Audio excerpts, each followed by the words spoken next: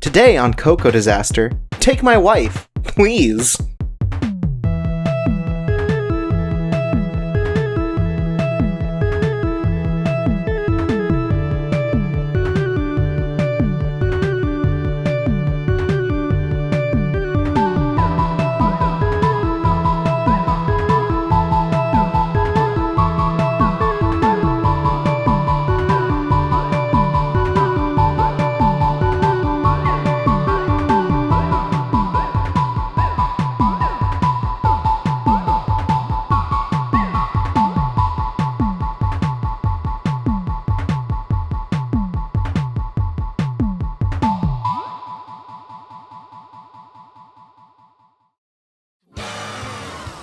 Hi, I'm Chorpsaway, and today I have two very special guests. I'm the Great Thief, Jay the Third. And I'm Hobotron, hello. I'm not so great, I'm sorry. I'm also a thief, The perfectly average thief, I'm bad at Hobo. it. Yeah. I'm trying. I'm doing my best, Don't worry, okay? Chorps, I've already stolen the hearts of all the listeners. Well, thank God, because today we're talking about Lupin III Part 4, the revival, I guess, of Lupin Diamonds III. are unbreakable. Yeah, Yeah. that's the one. Yes. Can you believe Lupin got that stand in this part? Wild. I mean, like, it's a good thing they're unbreakable because of all that wacky hijinks he went through to steal them? Oh, jeez. But yeah, this is the first proper Lupin series in 30 years. It's been a long time without, like, a proper Lupin series. Yeah, it's mostly just been movies and stuff.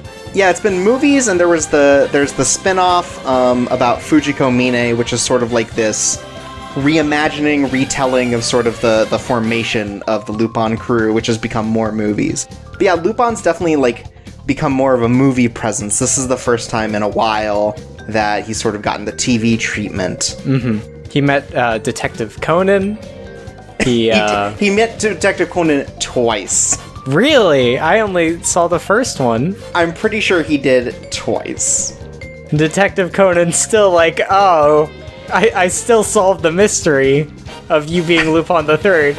And Lupin's like, shouldn't you be an adult by now? Oh, sorry for stealing the show. You're going to jail, Yeah, buddy. so, I didn't have a ton of experience with Lupin going into this. I sort of, like, knew about him. I'd seen sort of, like, the, you know, like, the one-off episode every so often, but I never really got to experience sort of, like, the Lupin, like, franchise until now. What about you guys? I had seen a few of the movies, most notably Castle of Cagliostro. Right. That one's pretty big. I had also seen one about Lupin being in a submarine or something. But I had a friend who was really into Lupin, so he'd, like, talk to me about it. And I was like, man, that anime sounds cool. Too bad it's, like, the early 2000s and there's no way for me to watch anime. Right, I can't just, like, kazaa it. Yeah. No, it's kind of funny because it's like now, you know, for years I haven't been much of an anime fan, but when I did watch it, one of the few ones I was really into was Lupin. But like, I haven't seen it in years, so like, trying to compare this series to the old stuff is kind of tough. Like, I'm going off of vague memories, but I'm like, oh, I don't remember if they covered that. Sure. But there was a point where I was really into it, but that was like a good 10, 15 years ago, so... Like, did you do, like, all of the TV stuff? Did you do the movies? Like... Mostly like the series, mostly just basically what was on, like, Toonami and stuff. Oh, so, like, part 2, like, the big one, the one that was, like, 100-something episodes? Yeah, that one, yeah. Alright, cool. Oh, does it count that I really wanted to play the Lupin the Third light gun shooter? Yes, that counts. So, one thing about the Lupin the Shooting, just real quick here. Is that the name? Yeah, it's called Lupin the Shooting, and there's a version of it where you type, and it's called Lupin the Typing. So, like, player 1's Lupin, of course. Player 2's Jigen, and I feel like player 2's got a real advantage there. Right, if you're shooting, clearly Jigen's gonna be the best one, like... Yeah, it's kind of his thing. Right. Right now I'm looking at the Wikipedia article for this one Lupin game. It's a DS game, a Japanese game, and the translation of the title is Lupin III, the greatest brain battle in history. And that's kind of awesome. Right, that's like I want to play that. That one's kind of like a Professor Layton style game almost. It looks like it, yeah. But like also like there's a part where you like it's like a side scroller and you control Lupin, I'm pretty sure. Like I remember like back in the day when this game was coming out, I was like, whoa, I want to play a Lupin the Third video game on my Nintendo DS. Yeah, it says it's a 2D stealth / action video game. And it has a picture of like, it's like a silhouette of Lupin holding a DS. It's really good. And he's got like a question mark over his head. One thing I'm really appreciating on the Wikipedia article is that under the lists of the games, they list Cliffhanger. I'm really appreciating that right Cliffhanger now. is a Lupin video game. Why don't we have an can't deny entire that. Choco disaster about Cliffhanger? Jeez. Well, first of all, because it's called Coco Disaster, you fuck. Oh. Second of all, we should go over Cliffhanger. Hey, Mr. Editor, edit that out. Here, I'll give you a clean one. Coco Disaster. First of all, bitch.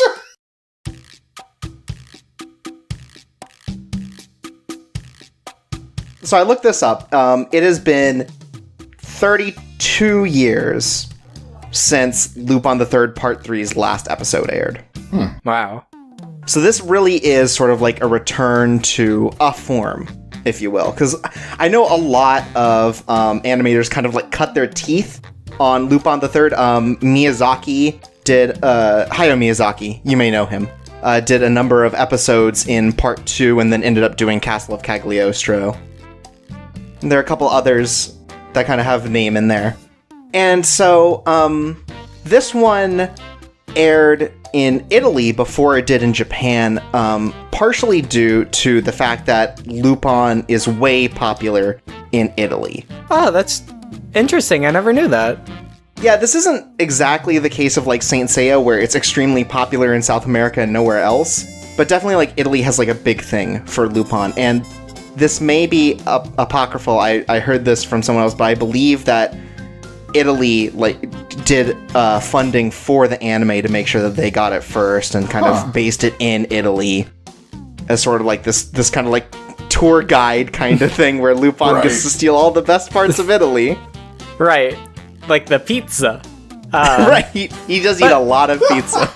The cultural landmark, the pizza. I can kind of see like Lupin being popular just based off of like I don't have like an encyclopedic knowledge of like Italian comics or anything like that, but like I'm kind of familiar with it, and it's sort of like I feel like Lupin fits nicely into like some of like that like style almost. Yeah, Lupin definitely has like I think a charm that sort of transcends like the art form for sure. Well, and it's like his one of his like iconic pieces is just his like Fiat that he drives too. Right. Oh, for sure. Yeah. And he gets to keep it in this series too. He gets to keep his Fiat forever.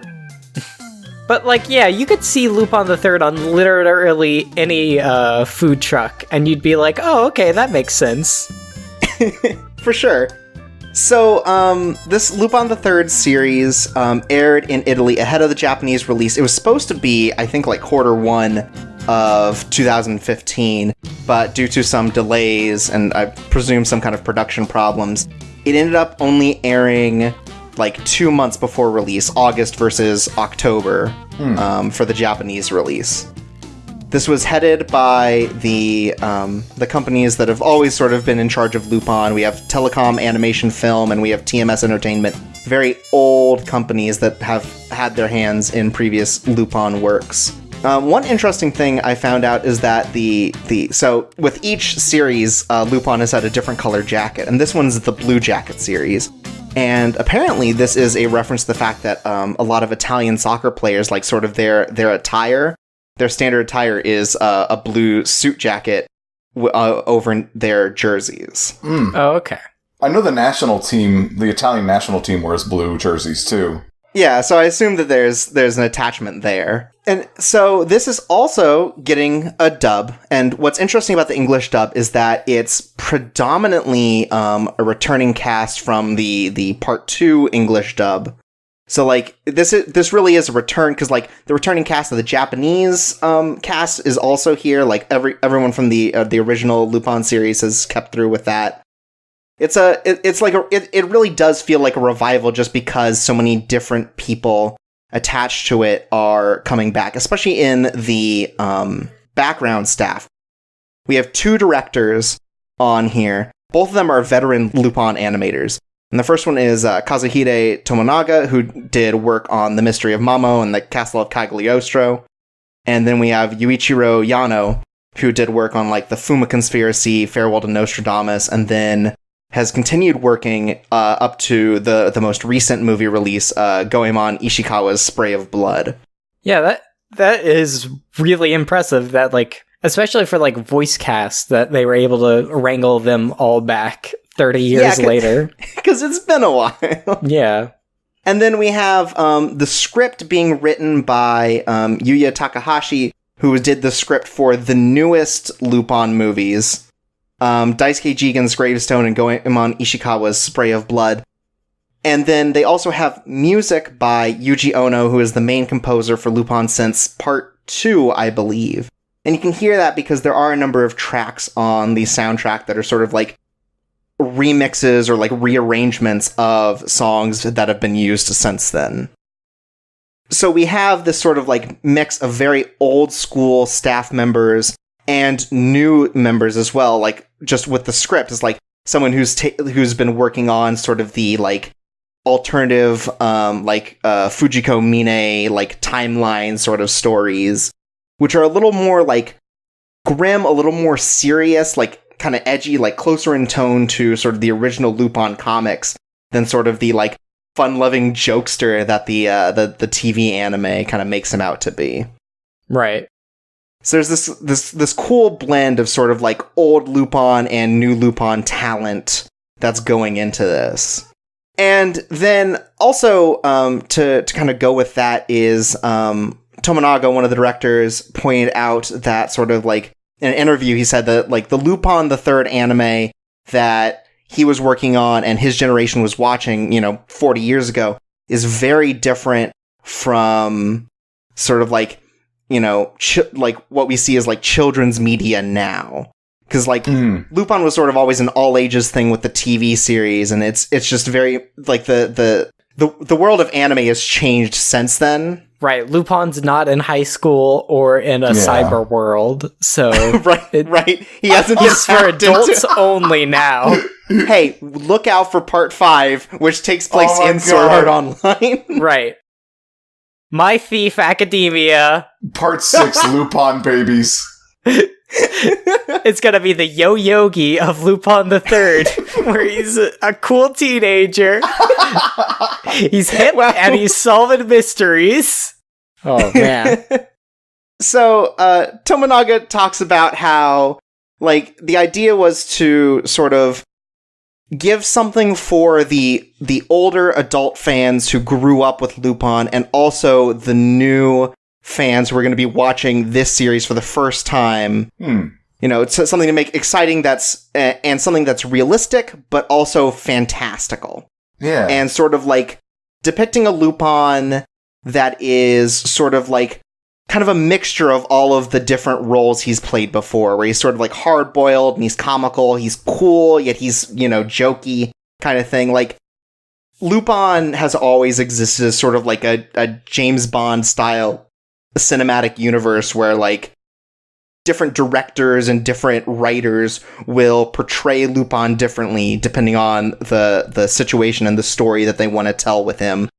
Like with Cagliostro, you sort of get this idea of him like being like a gentleman thief. He's always working for other people, and then there are other ones like the like Fujiko Mine, where he's definitely a lot more like aggressive. He's a lot more sinister, but he still keeps that like cool vibe where he's like always ahead of the game kind of thing. Right. He's more Spike Spiegel.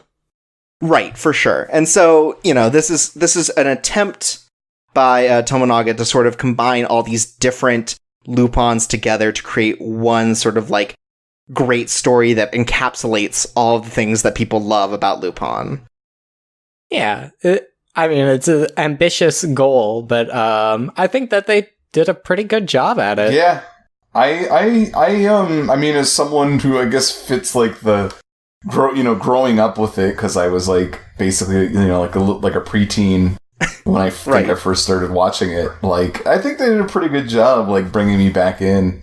Yeah, it never feels like it has to explain itself to you, because you get very well acquainted with all of the characters very quickly. Yeah, and I felt like, I mean, I might be remembering this incorrectly, just because I just happen to not remember those episodes, but I feel like they did a lot of like characterization that they didn't do in earlier series, or at least kind of took more time to dive into that. Right, sure. Yeah. And we'll get into that a little bit more as we start talking about the series as a whole.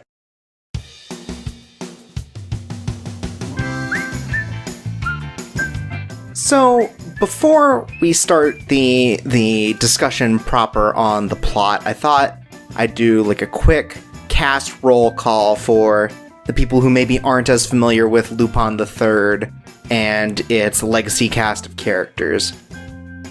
So the first one we have is Arsène Lupin III, who's sort of the gentleman master thief. He's sort of the brains behind all of these operations. He's the main character.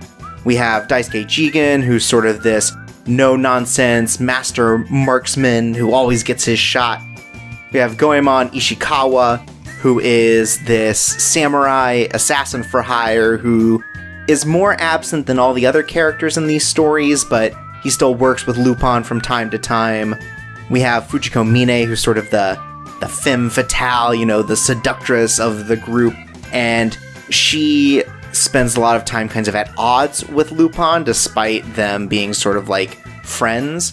And then we have Zenigata, who Zenigata is the inspector from Interpol, who is always going after Lupin, sort of like, since the very beginning, he's been the guy going after him, so he has the most experience, and his, like, major mission is just to catch Lupin at this point, since it's been going on so long. But yeah, so on to the story now.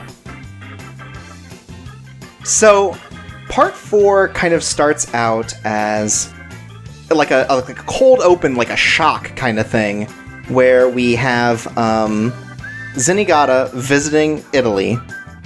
Right. And media res. Yeah, and we find that he's gotten a wedding invitation from none other than Lupin III. What the? Ooh. And he's pretty sure that this couldn't go anything but wrong. Yeah. I mean, with Lupin, whatever goes right. Yeah. Well, I mean, Lupin's never been a one-lady guy, so the notion of like Lupin like settling down is just insane. So, I'm just gonna put this in right now. I watched the Adult Swim dub for the first episode, and I was really not impressed at all. Like, the direction just seemed really poor, like, especially on the extras, which is weird because, like a lot of, like, the returning cast are, like, old hat at this by now, so... Right. It was just kind of disappointing. So I switched to the sub after that. Like, especially since, like, I don't know, like, I remember thinking the dub was really good. Like, they did a really good job, at least for, like, an American audience, kind of, like, translating jokes and making them land a lot more often. I remember that, in terms of translation, and you the mean cast being good. For the original dub? Yeah. Or part 2, you mean? Yeah, for part 2. Okay. One weird thing about the Toonami, or the English dub too, is like it has a bit after the opening song, like there's a minute long just bit where all of the returning cast like describes themselves really quickly and their motivations, and it's like really weird. And Lupin's like, my name's Lupin, I'm like a samurai, and Yeah. Lady. No, but it's like, it's a weird thing because I think we did talk about it really quickly, is like, this show gets you really quickly, like, reacquainted with the cast. Like, they're not so, like, complex that you would need, like, a descriptor for them. So it's just weird that they would insert that in.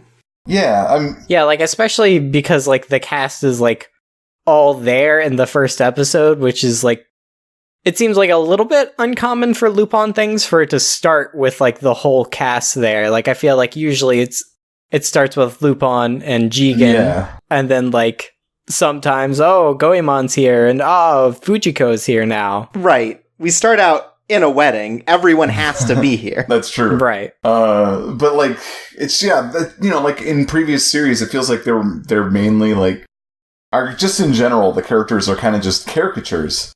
Like, they're instantly recognizable. You're like, okay, yeah, he's the gunslinger. He's the samurai who sits there and is weird and mysterious. And Fujiko's the woman, right? Yeah, like, and she's the babe. Like, the end. We did it. Right. And Zenigata is wowza, awooga.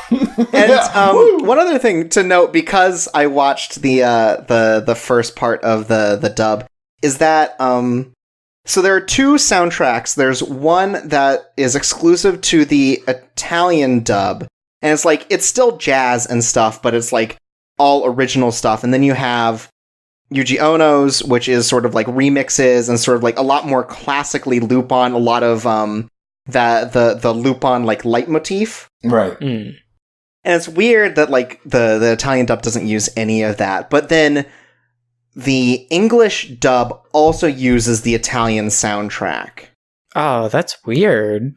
Yeah, not the opening. The opening is just like one of the instrumental tracks from the Italian soundtrack. It's really weird, I feel. My friend who's really into Lupin apparently doesn't like the Lupin III theme, which really just like... That's a crime. It just blew my mind. Like, that's not real. That anybody could not love the classic Lupin the Third. Yeah, no, right. The Lupin theme, it fucking kicks ass. You play that song and pop in music, it's great. And like, the reaction to the Italian opening was mixed at best. Like, overall, so it's like, it's weird to see like the outliers are like, I really just don't like the Lupin theme. The Italian theme reminds me of, like, I forget, is it like the German Naruto opener where it's like, Naruto, believe it. Yeah, that's the one. It's like a hip hop opening, and it's like really messy. It's just all over the place. It's weirdly messy.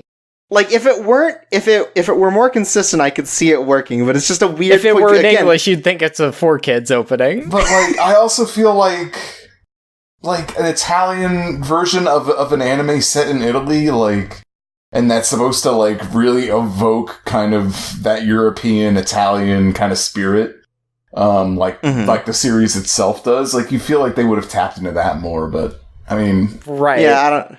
Yeah, but if it was weird. In English, it would be one step away from, his name's Goemon, he's like a samurai. Right. Jigen shooting, Nagata's... policing. The dog is also going on now. Oh, right. So, now, back, it's Lupin's wedding. Oh, right. And he's getting married to a woman named Rebecca Rossellini, who is sort of this fashionista icon in Italy, comes from a wealthy family, sort of, she's all over tabloids and stuff for all these men that she's going out with, but she's settling down as well with Lupin. And Zenigata definitely thinks this is some sort of ruse, something to kind of like, Lupin's doing like setup for this huge heist that apparently requires him to get married. How ridiculous. And none of Lupin's friends are happy at all either. They seem like they are there out of obligation, and they are like, what the fuck is this guy thinking? Yeah. They're all wondering what the angle is too. Yeah, and so we get a little bit of sort of like the first time that Rebecca and Lupin met. Lupin appears at a party and sort of like directly hands Rebecca a note that just says, like, tonight I'm going to scare you or steal you. Well, it's one of his calling cards. Yeah. Right. Lupin always leaves a calling card before he steals something, and so he gives one of his calling cards to Rebecca, because he's gonna steal her heart. Right, it comes off as a lot more of sort of like a flirty thing than a I am an actual thief sort of thing. Yeah. Right. And so, like, it seems like Lupin's really, like, planning to settle down, kind of give up the job, and, just become like a married man, like, live an honest life. Yeah, it's like presented as if that was like his marriage proposal and she accepted. Like, right. the way the two of them talked about it to each other. Yeah, and so it's just like they're super lovey-dovey, the rings go on, they're celebrating, and none of his friends are happy. None of his friends are talking to him. They're like leaving him at the table as soon as he sits down, like, I showed up, I am out. Fujiko in particular seems like super jaded about it, like, this relationship meant nothing to you, you just went and got married to someone you knew for like 2 months. And she's also super pissed that like she had to like pay a gift. Right. She's real mad. Like, I fucking gave you a wedding gift. I hate this. I gave you the best years of my life, and now I have to get you a wedding present. I'm Fujiko. Me. But it seems like the three of them, Jigen, Goemon, and Fujiko, kind of already... They seem to have this idea that there's an ulterior motive here, whether or not they actually know about it. They're all like, this is way too suspicious for Lupin. Not Goemon, though. And at some point, Zenigata breaks into their wedding and gets carried away by all the security. Yeah. Oh, because Rebecca Rossellini, very rich. He kicks down the door and he yells at, and he's like, I don't know what you're doing, but I'm gonna kick your ass. And then all of a sudden, like, all the guards, like, usher him out. Just burst in on him. Zenigata comes in, I'm gonna kick your ass. and then Zenigata lands in an Italian prison. It's awesome. Yeah, it is really good. It's like Mitchell. Final Justice. Sorry. It was the wrong Joe Don Baker movie. One thing I really liked was that, like, the ulterior motive that comes to pass. Like, the others are in on it except for Goemon. Like, Jigen has to tell him at the last minute because he's like, you have the worst poker face. They're gonna know. Like, we can't trust you with information.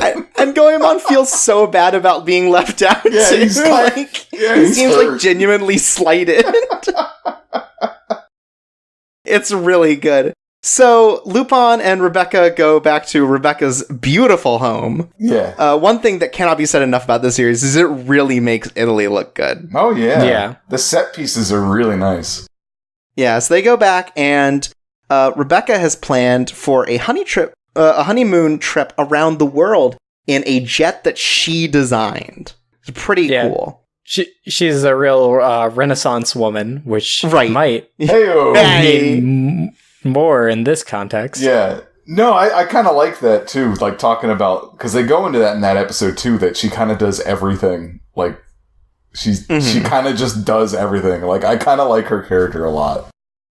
Yeah. Rebecca is always in command of a situation. Yeah. So, while this is happening and while Zenigata's in prison, we see that Lupin has sent a calling card saying that the next day he's going to steal the royal crown, which is being held in a nearby castle. And here's where we kind of learn that Jigen was in on it and has gotten Goemon into the plan that they're going to steal this big thing. But as it turns out, this calling card wasn't from Lupin, and Lupin was just using this to scope out. So he gets caught trying to, like, kind of scope out this whole thing, and in the meantime, Zenigata's gotten out, he's chasing after him. And this chase is a lot of fun, because it goes from, like, on foot, over roofs, into the car, sort of, like, all over. Yeah. It's very much like a classic style, like Lupin chase scene, definitely. Yeah, and then it turns out that the card was from Fujiko, who was impersonating one of the, like, people that's supposed to be keeping watch over the crown. and just like ollies out, and she's got the crown. She wins. No, I thought the card was, thinking about it, isn't the card from Rebecca? Because she's like, well, technically my name's Lupin now.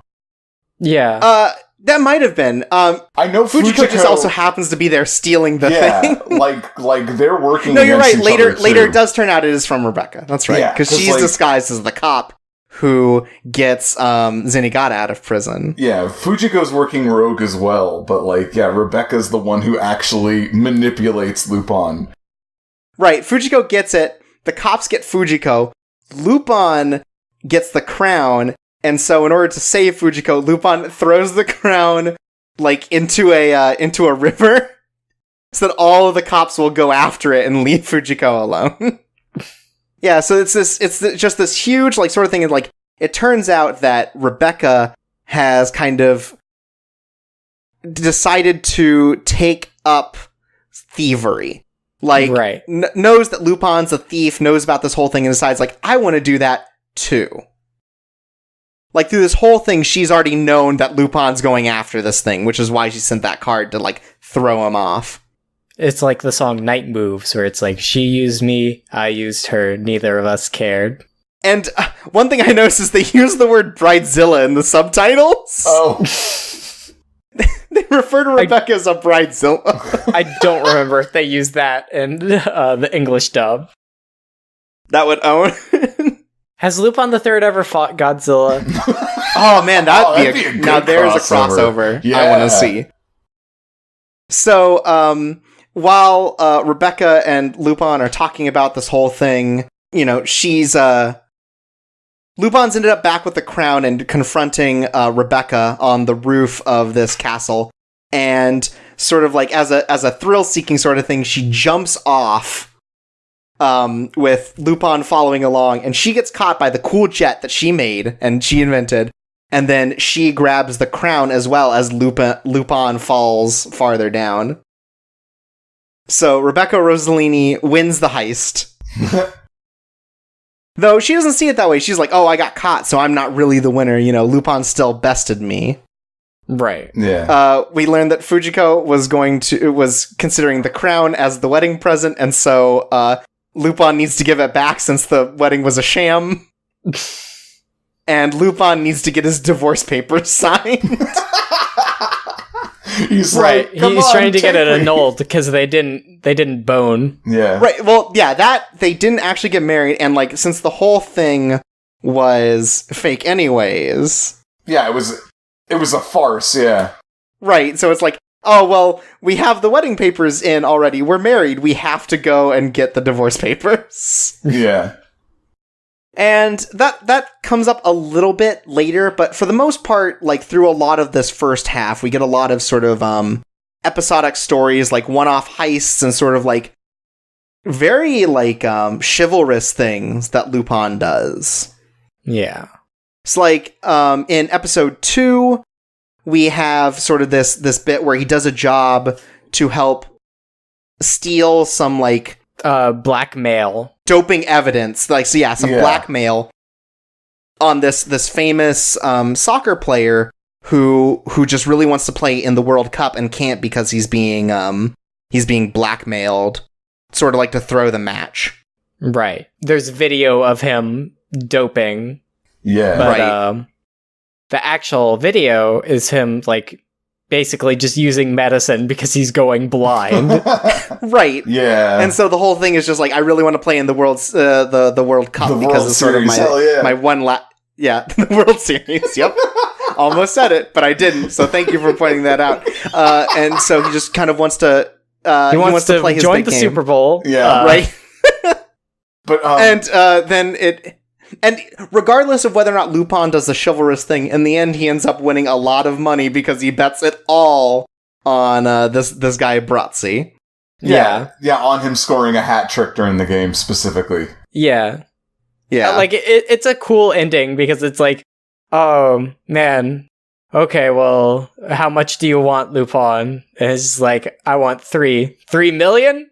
No, 3 goals. And it's like, Yeah. oh, you believe in him. It's it's very good. It's Yeah. very sweet, but also then Lupin gets a lot of money off of it. Gets gets fucking buku loaded. bucks, yeah.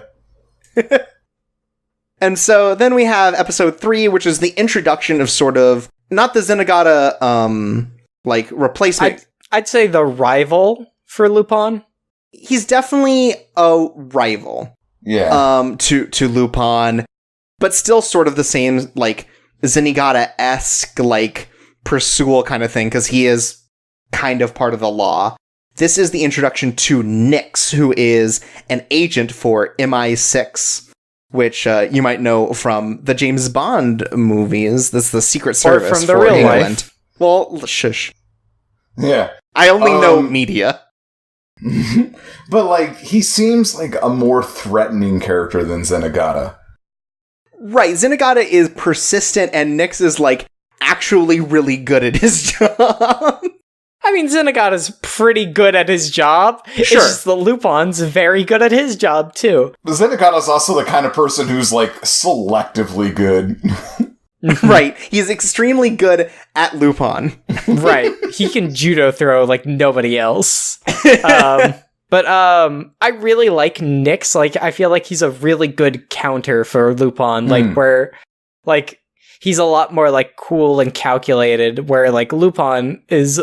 Like, Lupin's very perceptive, but he's very much, like, seat of his pants in what he does. Right, it's very improv, rather than Nix's sort of, like, I have planned out everything, you know, down to, you know, like, down knows, to every like, minute detail. the percentage of, like, failure for everything. Yeah. Except he always says it's 100%, basically. Right, and he's always wrong, because Lupin's a wild card. Yeah. But, like, Nix's big thing, and he's like I think he's like the major agent for MI6, is that he has, like, some fantastic ears. Something about him makes it not only that he's very good at hearing, but also he's able to do, like, echolocation. Yeah. Mm-hmm. So, like, when he's trying to, like, find Lupin in this church, he, like, hits like the heel of his shoe against the floor and, like, hears where Lupin is. It's, like, nuts. Yeah, and like Lupin crazy. figures out his trick, because at first it's just like, how are you doing this? He ends up figuring it out because he throws a smoke bomb, and he realizes that the first thing that he does is cover his ear, and he's like, he figures it out, and he uses that to evade him, Kind of throw him off the scent. and go from 0% to 0.2 or whatever. Right, his, like, 0.2% chance of success, which works Yeah. out. The whole thing is funny, too, because, like, we're never really told what, like, Lupin's going after this portion of Marie Antoinette's necklace while the Crown Prince of England is there. First of all, Crown Prince of England, also one of Rebecca's lovers. Yeah. Like, she's definitely got a very revolving door style to her that I think forks with sort of, like, the fact that she's, like, the gossip. Like, royalty, like, in her family, I'm pretty sure. Or something. Because, like, she was gonna, like, wear the crown jewels of Italy, like, because it was her wedding. Right. In the first episode. So, like, it kind of makes sense that they would know each other, I guess. But also, like, I know she's she everywhere. renounced her nobility, basically. I think was essentially, because I remember, like, there's some mention of that where it's like, yeah, I was in line, but I'm not doing that. Right. And there's a whole bit where it's like, because these are, like, now distinctly, like, you know, English jewels, MI6 is the one doing security, so, like, they capture Jigen and, like, crucify him and torture him. Yeah. It's, like, nuts. And then Lupin uses his great skills to be able to save himself and Jigen at once by, like, faking a firefight against the Prince of England. yeah. Like, he sets up all these fireworks at Rebecca's house to pretend like they're shooting at him. To go off, like, exactly at, like, 4 o'clock or some shit, and it was just like... Right. She like, Right. he sent And Nix her a is, like, message. commanded to just, like, drop everything he's doing. So, like, he's literally got a gun to Lupin's head. And, like, the whole time Lupin is stalling as hell. Yeah, Lupin sent Rebecca a message being like, I'm gonna do something to the prince at 4 o'clock. You need to protect him on this rooftop. And then she, expects a showdown and just gets fireworks. Right, it's awesome. And, like, the whole time he's just stalling, like, super hard, like, oh, can I have one last cigarette? Oh, let me talk to you next. Just to, like, stall for that whole thing. And then we find out that MI6 is working on, like, a top secret plan called the Italian Dream, or the Dream of Italy. The Dream of Italy. Which, you know, it seems like sort of like this thing that's not really important. It's like, it's so classified that even Nix can't see it, though, so we get that it might be a big deal later. Yeah. Mm-hmm. So we've got episode 4, which I have titled in my notes, Jigen's Got a Gun in a Hospital. Yes, this is sort of like a solo episode, because more or less no one else is here except for Jigen. Yeah. Mm-hmm. I think Lupin shows up at the end, but it's a very much a Jigen episode. Because he's got a toothache. Yeah, you just go, oh, poor Jigen. He's got an owie. He wants to get some medicine for his old achy tooth.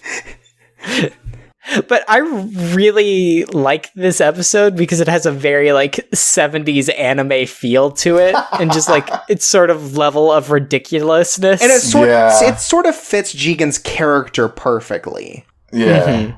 Like, he is the no-nonsense sort of, like, gunslinger. And he's put into the situation where it's, like, it's very serious, and, like, the gunslinging is way important. Mm-hmm. So, it's revealed that, like, Jigen has to drive to a small-town hospital in order to get his achy tooth fixed. And in this small town, it's revealed that nobody is allowed to have guns because the local mafia have been taking all the guns and hoarding them for themselves. And if they find anybody with a gun, what's the leader's name? Is it Eric? It's Eric the Unkiller. Yeah. Eric the Unkiller will shoot them a lot, but miss all their vital organs so that they're still alive. They're just very much riddled with bullets. Right, and so in this one hospital in town, there's just this room of people who are, like, living off of life support that, like, the staff just can't get to because, like, the taxes are too high to get the things that they need. You know, and just constantly, Eric Origiani, I believe is his last name, is, like, just killing all the, you know, or unkilling all these people. And yeah, so, like, Jigen, while not wanting to get involved in this, ends up in a situation where, like, someone steals his gun in order to face off against Eric, so he has to show up and sort of, like, not only save this person, but he ends up getting dragged in and, like, stops Eric's mafia Reign of terror. Right. Like, it's a literal ring of terror because they surround the person and shoot at them, which Jigen proves not a good idea. I love it because we don't even know what happens. Like, Jigen is in the middle of all these people with guns and gets shot at, and what we end up with is we cut forward to the aftermath being, like, looked over Smash by... cut to in media res. Zenigata's there. Zenigata, and who looks like Columbo. Yeah. So Columbo and Zenigata are there, and they're just, like, looking over the crime scene, like, how did all these mafioso die? And so, like, Zenigata's like, oh, well, assume it, like, it must be Jigen because, you know, he's got this particular bullet and everything. This is, you know, his MO. And so Jigen, like, dodges out of the way of all of the bullets because he's so good at knowing where bullets are going to be and how fast they are that all of the people in the ring end up shooting each other like, in basically, the most vital spot. Like, he kind of, like, sets them off. Like, he, like, makes them all nervous, and that's kind of, like, it sort of, like, messes with all of their aim, so he's able to, like, maneuver around the bullets. And make them all shoot each other in the most vital spots. It's wild. Yeah, it's crazy. Well, he's basically like, I know you're shooting to incapacitate me, not kill me, so I know exactly where you're aiming. And then he goes based off of that. And then he not only makes sure they shoot each other, but they shoot each other in ways that they don't die. So none of them die. Right. Wait, do none of them die? No, they all die from each other. No, like, the translation I had, it said none of them died, and then, like, the only one who actually died is Eric died. Eric died. Eric most definitely died. Eric died because he's oh, well, I'm gonna turn this whole machine gun clip on Jigen, and Jigen just, like, shoots a bullet and drops a chandelier on him. Yeah. Awesome. What a good episode. Yeah, and then, like, Jigen just, like, gets some old man's medicine because he doesn't want it anymore. And then, like, the doctor lets her hair down and puts on makeup, and it's like a librarian transformation in an 80s movie. Right, where suddenly she's extremely hot. It's awesome. Yeah, thanks for the drugs. So this next episode I've got it titled Episode 5, Lupin and the Circus Mystery. Yeah, it's a weird one, kind of, because it's not really about any of them. Yeah. And it's only sort of about Fujiko. It's sort of about Fujiko, yeah. So, like, Fujiko joins this circus, which is... It used to be, like, a famous Italian circus, where a famous magician, I think his name is just Tony. I don't think he has a magician name. It's just Tony. Yeah, Tony the Magician. It says, Tony Belcastro. Okay, Belcastro is like a famous magician. He's like a big deal. I'm a big deal. My name's Tony. I do magic. Hey, bada boom. Hey. So Tony died 10 years ago in a magic trick accident, and the circus has sort of been floundering since then. But Tony does have, like, an apprentice in the form of this orphan that the circus picked up named Luca. And so, Tony passes on the magic to him, and so he's trying to learn it, and Tony's real son is so mad that he didn't inherit the 100 tricks of Tony. So, like, there's this whole bit where Fujiko kind of joins to sort of, like, bring out the inherent magic ability in Luca. Mm-hmm. There's this little bit of drama between Luca and Tony's son Proper, who I don't know if I ever got his name down in this in these notes. I don't remember it. But so Fujiko sort of, like, is used as blackmail to get Luca to give up the tricks. Luca makes this fake trick that's supposed to kill Tony's son as, like, revenge. Yeah. But, oh no, Fujiko's the one doing the trick!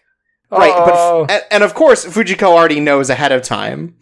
Right. I kind of like the whole thing that they talk about where they're like, the right hand is for magic, the left hand is for deception or something. Yes. And basically, Fujiko knows that it's a death trap because he handed him the notes with his left hand. Like, I thought that was kind of cool.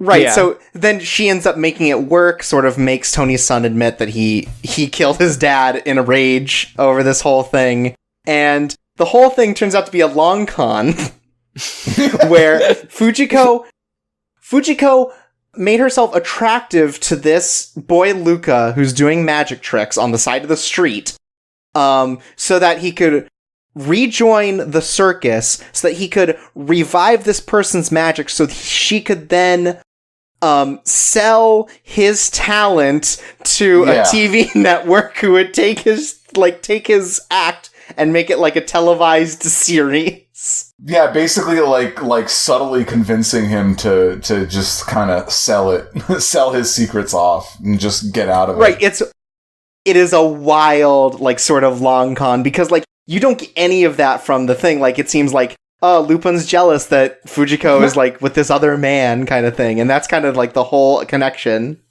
Well, I like him undercover as a reporter. I thought that was pretty funny. Yeah. Yeah. I like Lupin as a reporter. It's a good look. Him and Jigen do a lot of, like, weird buddy sort of stuff where they're, like, disguised as, like a duo doing something. It's really good. Mm-hmm. Yeah, I noticed that Goemon didn't really show up for, like, the first, like, handful of episodes. Like, he really was not very, like, I mean, that's sort of like the way he is, though, isn't it? He's a very elusive character. Yeah. Yeah, and he'll show up in sort of a bigger deal later. So the next one is sort of like this Lupin versus Zenigata thing over a large fortune handed over to a recent widow named Elena Godi. I liked this one. This was a good one.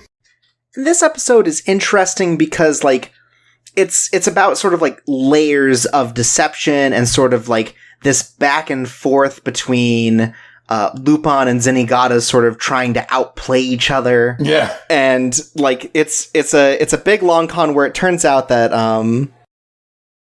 oh fuck, I can't even think of how to describe this episode now. So Lupin pretends to be Zenigata, and the real Zenigata comes in and takes the woman away to a secret hiding place. Meanwhile, that woman is actually Fujiko, pretending to be the woman, while the real woman is still at her house. With fake Zenigata, aka Lupin. Yeah. Right. Who then gets outed. Zenigata figures out that it's Fujiko, and chases her, and then all of a sudden Lupin shows up in a helicopter. and reveals that the woman has also been lying. Right, it's just this huge huge set of like lies against each other. Right.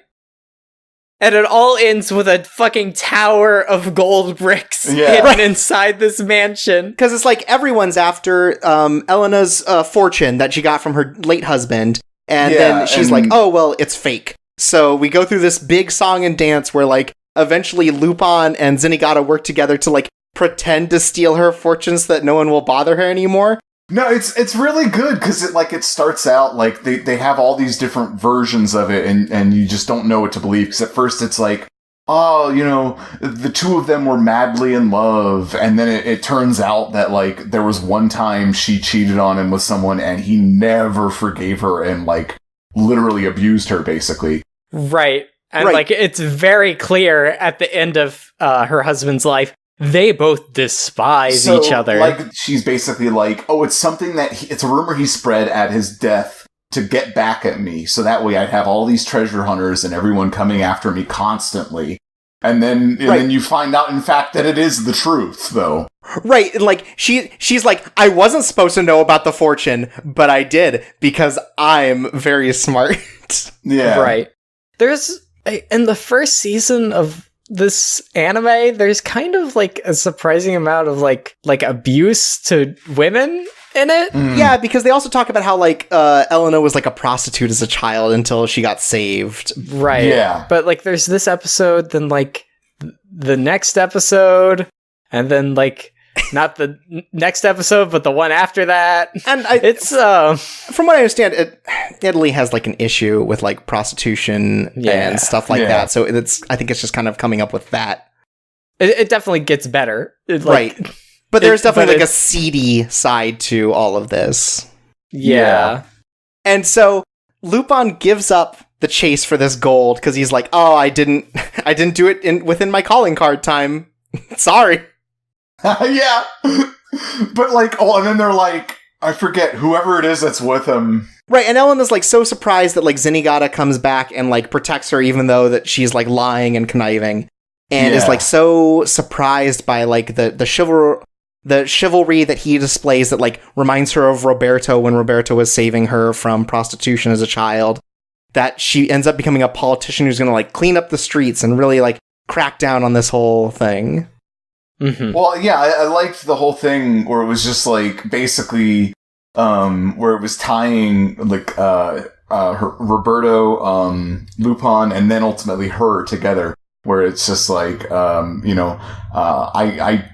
can't stand to see a woman cry. I've got to do something about it. Right. And she's going to clean up the streets to wipe out the prostitution ring because she doesn't want to see what's happened to her happen to other women. To others, yeah. And it's a really cool ending. Right. Like, it's good. Yeah.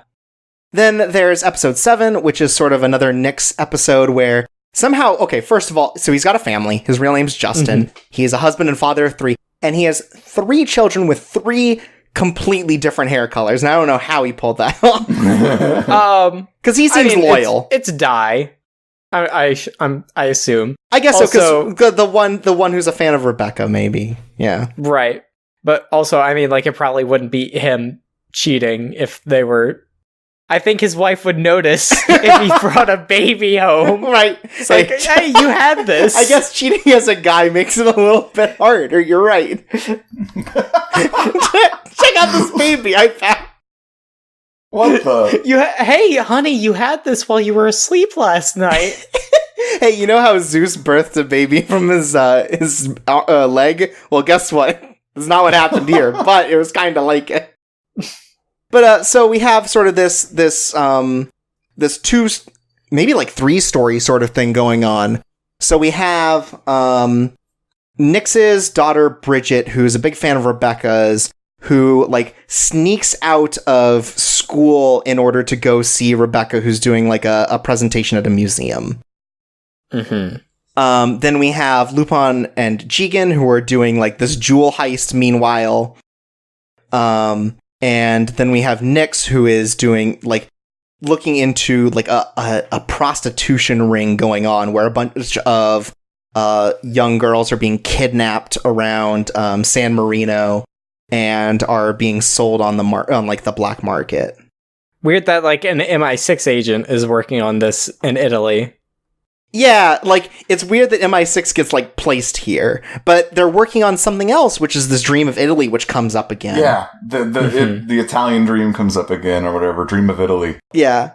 Yeah, so, this all works together because Bridget gets kidnapped, and Nyx finds out about it and starts going after her, and it turns out that Nyx has, like, a berserk mode, where, like, at some point he can just, like, let loose... If he gets a high enough combo, he can press both sticks down and enter his... But he, like, loses all inhibition. Like, later, the MI6 people are, like, super scared of Nyx as, like, when he's in berserk mode. Like, they can't stop him. They actively try to murder him when he goes right, it's into like, if you can't stop him, mode. Shoot him.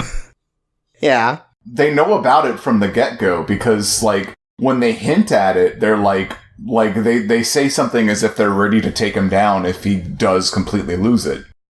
So, like, the MI6 knows about this. Well, yeah, they're like, he, like, prepares, like, a B team to take him out if necessary. Like, it doesn't come to that. And, like, Nyx goes berserk because he thinks Lupin kidnapped his daughter when it turns out he accidentally saved her. Right, so... Bridget gets kidnapped and placed in the trunk of a car. Lupin steals the car, running away from the heist because Zenigata has already got the Fiat.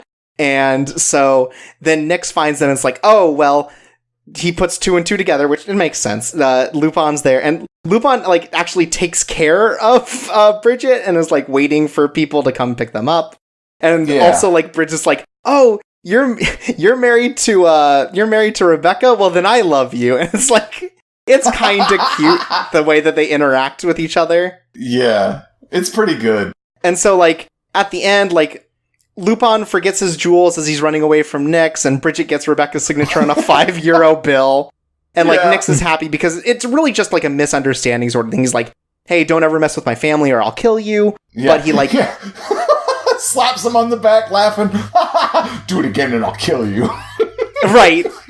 Because, like, Rebecca sends Bridget away from this whole situation. Because at the time, Nyx is wearing a ski mask to, like, hide himself. And so they're like, oh, he's a thief. They're going to keep...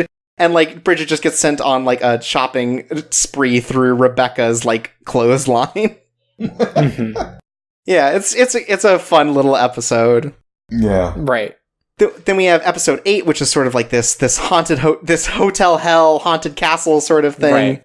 I have it listed as Lupin's mansion or hotel or whatever. And this episode is basically just an episode of DuckTales with Lupin III. Right, because Lupin and Jigen, like, show up at this hotel. It's like, oh, it's supposed to be haunted, and also have ancient treasures, including, like, a lost painting by Da Vinci, I believe. Yeah, I think so. It was well, this was one I really liked. I had, like, the ending of it kind of picked out, like, halfway through it, but it was still one of my favorites. Yeah, I love Lupin and Jigen's, like, interactions because Jigen is, like, a big old scaredy cat about this hotel, and Lupin's just and he immediately making fun just of gets him. drunk. Yeah. Jigen immediately drinks away his fear. Jigen is A+ in this episode. Yeah, there's this whole thing where, like, they're finding secret routes and everything, and, like, it turns out that the hauntedness of this hotel is just, like, a marketing thing between the owner and, like, his daughter. Yeah. Mm-hmm. But there are also actually ghosts here that Lupin runs into from a family that used to live here and were murdered due to, like, a betrayal from a family they married into. Yeah. Right. Well, it's really only one ghost. Right, but there is a ghost. Right. And she was told to guard the treasure. But it turns out there was no real treasure. It's just her sister trying to protect her from being brutally murdered. Well, there was treasure, and it was Michelangelo. It was a Michelangelo painting. There is a treasure, but because it's been there for, like, hundreds of years or whatever, it's, like, all of the treasure is either destroyed or, like, worn. Like, the painting has been, like, through weather for hundreds of years and is just, like, looks like nothing anymore. Yeah, because it's been sitting in, like, a collapsed tower. It's gotten sun damaged and stuff. Right. Lupin takes it to Antiques Roadshow, and they're like, did you polish this? And he's like, oh, yeah, of course. So they do the recreation of that one Jesus painting. Right? Right. Lupin tries to do the recreation. Yeah, he makes fresco Jesus.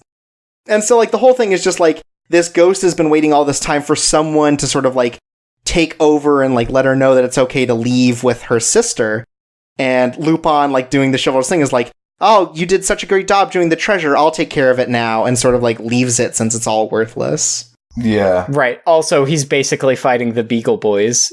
Right, like, that episode. like, yeah, there's this other family that pops up, like head by someone named Mama.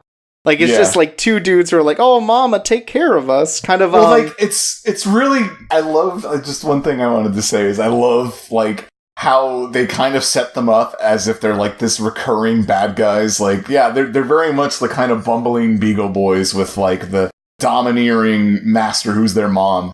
And, like, but they're just one-offs. Like, this is the only episode they're ever in. And when they show up, it's like, oh my god, it's you again. Wow.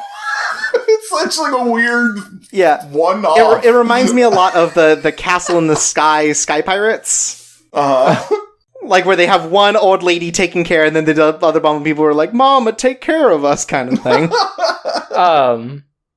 And, like, these guys aren't, like, Lupin III villains, right? Right.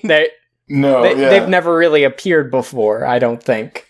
God. And just another thing that we didn't quite talk about that I really appreciate about the episode is, like, the whole, like, the specific thing of how they find the, of how they find the dungeon underneath. Because, like, basically the whole story is, like, everybody who always reports the ghost stories, they're always, like, fucking drunk, and they just end up in an area where they have no idea where they are, and they just run around for a while, and then they just kind of get dumped out eventually.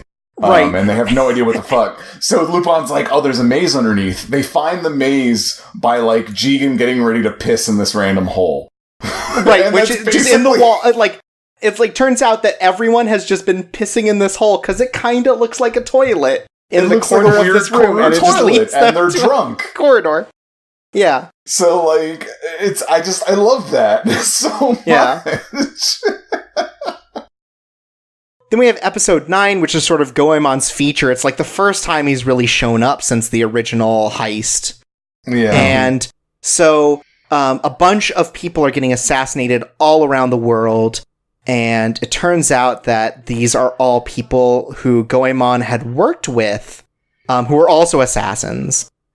Mm-hmm. Like, sometime before this, Goemon, they had created, like, a League of Extraordinary Gentlemen out of all of the best assassins in the world. Right. This Italian politician named Fago is like, I called you all together to kill this one man, right? His name's, like, Samuel Decal. He's the president of the Republic of Dahlia, who's, like, a dictator they need to kill. Yeah, he's a dictator, yeah. And a dick. You're right, my man. Yeah. And he's got, like, a hired guard named Zora, who's, like, this legendary sniper. So the idea is that Fago, in order to, as it turns out, like, he's doing this for oil, so he can kill this guy and, like, take over all the oil that this guy is like headed over like from this land. And so there's this huge fight. It's like pretty cool in like some kind of African desert. Yeah, because it's the dictator's like hometown. Like he apparently travels there once a year, so they decide to surprise him on that route. Yeah, they're gonna ambush him. But then like even before we can see the car, like 3 or 4 of them just die immediately because Zora is just that good of a shot from that far away, and while moving in a car.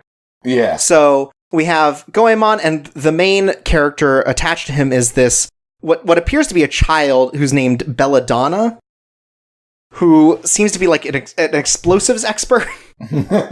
Yeah, because she is super ready to like just like suicide bomb blow herself on this up. dude. Yeah. And Goemon's like, I won't do that. I'll take care of you if things get bad. And totally does. He totally he's Goemon's OP.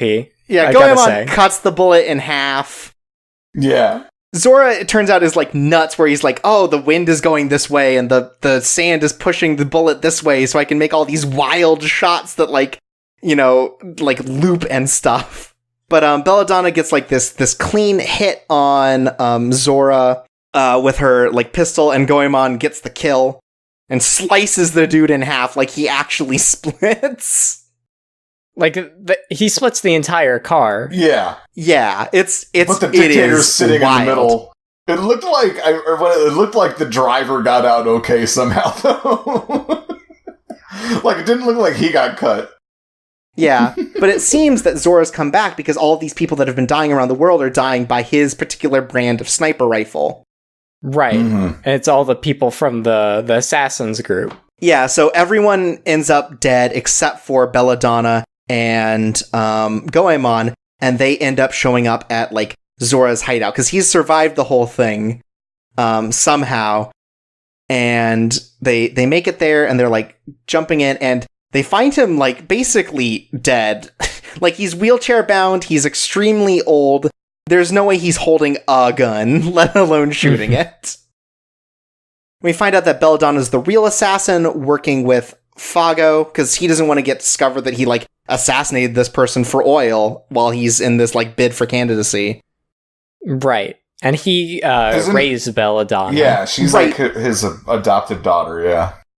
But like it's an extremely abusive relationship. There's he's like sexually assaulting her, he's like beating the shit out of her. Bomb in her heart? Yeah, he planted a bomb in her heart, like, to start. So, first, already not a good bad dude. dad.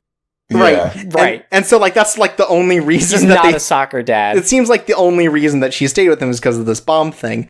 But it turns out that Goemon cuts...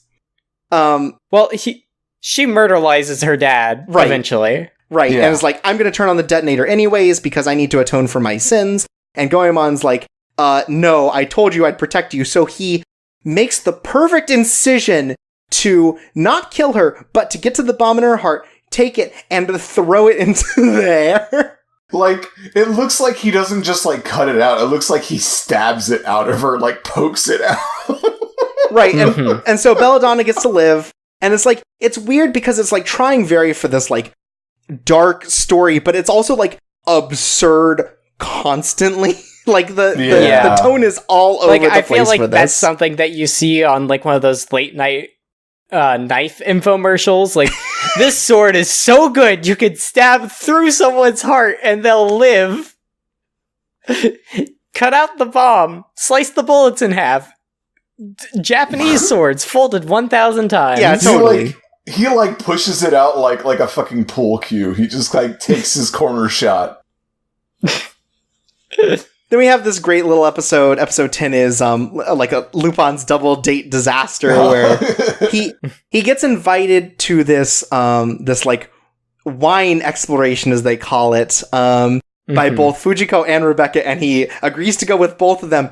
So he's doing this thing where he's constantly running from one to the other, trying to pretend like everything's cool, and he's not. Like, he's changing into his Wolfman costume. He's putting on his Hawaiian shirt. Yeah, and oh no, he's wearing his Wolfman costume and the Hawaiian shirt. And it turns out both of them knew and like didn't give a shit because the whole point was they were both getting in to steal the wine. Because they're only letting couples in. Right, they're only letting couples in and because this like particular wine is called the Lovesick Pig.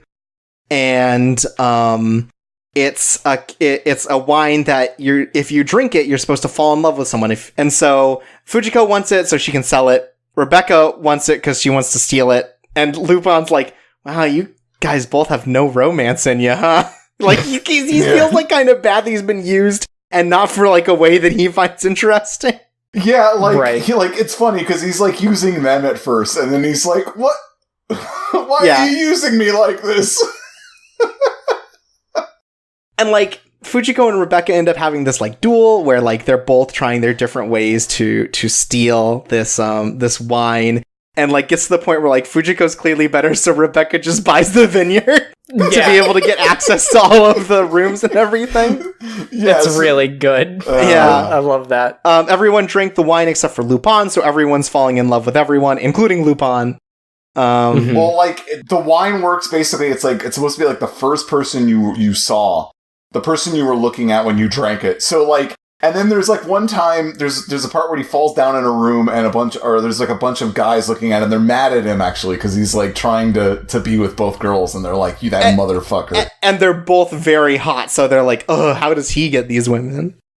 And then they end up falling in love with them. Lupin, how come your mom let you have 2 babes? All these guys are trying to get with him, too. It's really funny. It's great, and so, like, Rebecca and Fujiko sort of like fight over this wine, and it ends up being stolen by this old man who's been like trolling Lupin since the beginning because he's like the producer of the wine. His name's Guido, and at some point he was working on this with his wife, and this is the last barrel, and it turns out that his wife died at some point, and that's why they stopped making the wine. But this last case includes the body of his dead wife. Yeah. Because I guess she committed suicide because she didn't want the responsibility of the thing that she was creating.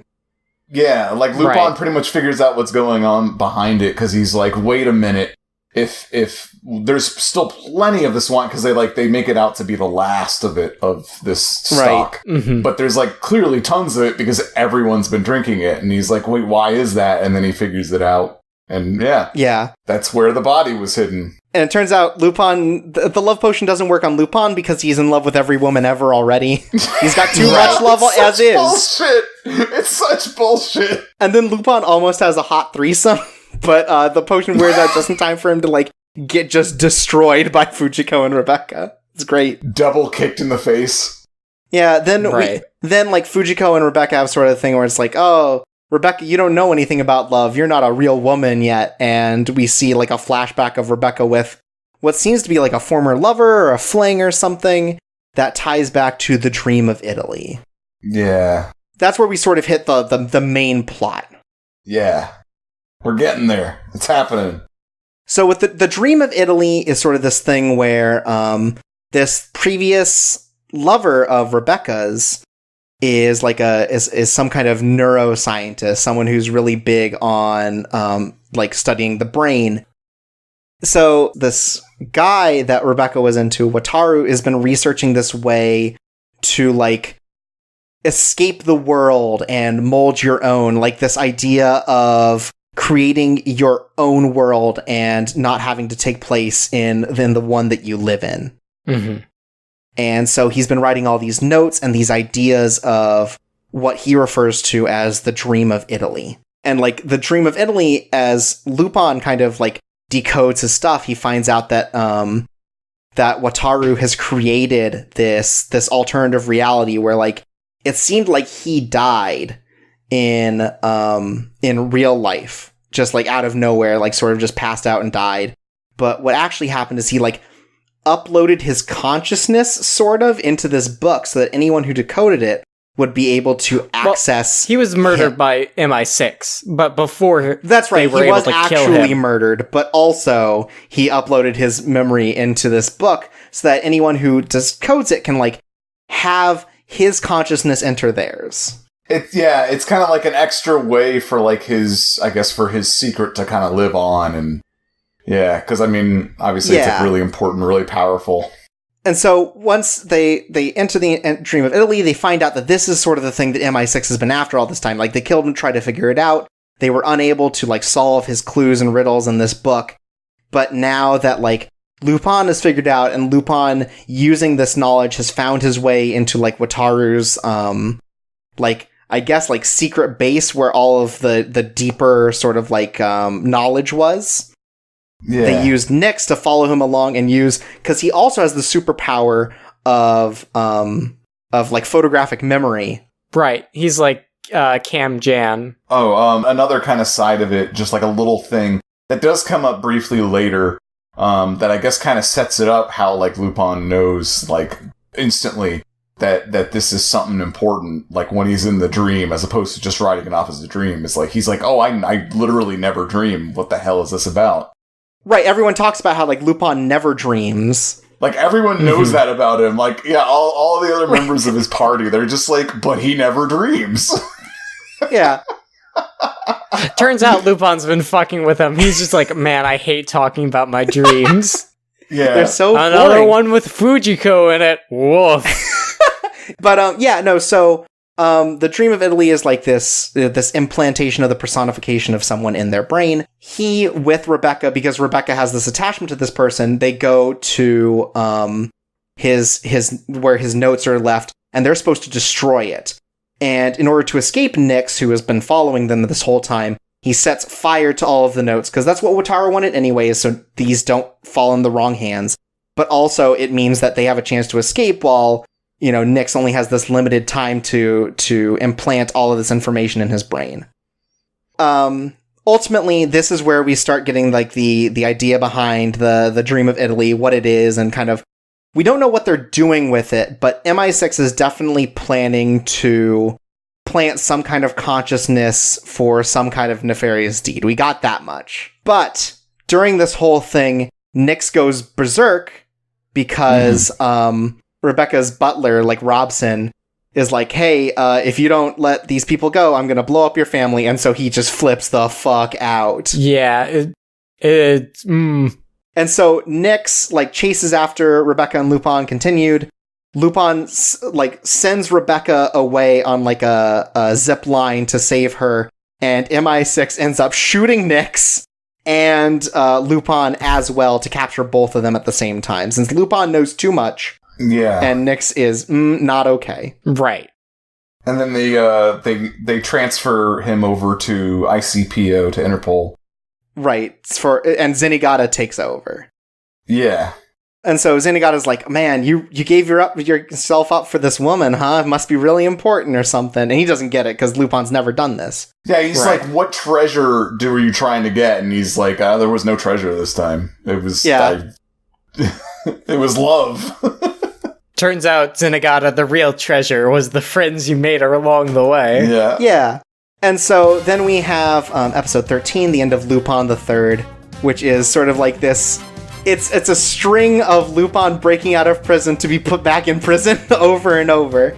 So Lupin keeps finding his way out of these Italian prisons, even though everyone's like, oh, there's no way he's going to break out of this. And every time, Lupin, like... very clearly for something is like, hey, this part of it is why I broke out, so maybe you should put me in a prison that doesn't have these things like security or bars or allows me to see people. So it ends up that Lupin gets he's just inside of a box on an island.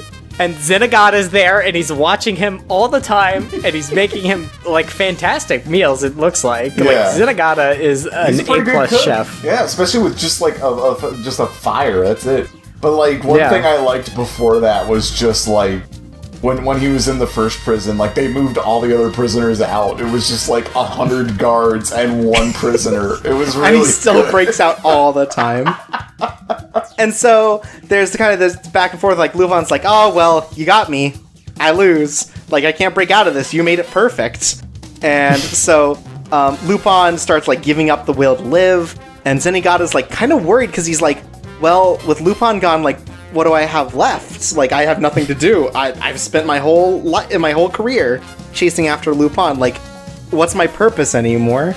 he has like an existential crisis, and it's like deep down, like he's kind of like struggling with the notion that he kind of like wishes that like Lupin would break out and like like all of his friends would, because like none of his gang is like helping him out either. They're just like doing stuff. Yeah, they're all being monitored, and it's 6 months. Yeah, it's like a 6-month period, and he's just like. He's getting distraught, like, as he's getting more and more, like, starved. Like, he, like, bashes his head against the rocks, and he, like, punches the rocks, and he's, like, constantly hurting himself, because he's so mad, because he doesn't understand what Lupin's game is. And he's like, why is he killing himself? I hate this. Because Zenigata's like, well, nothing else is going to feel as good as this chase. Lupin was the best thief. Yeah, it was his entire purpose in life.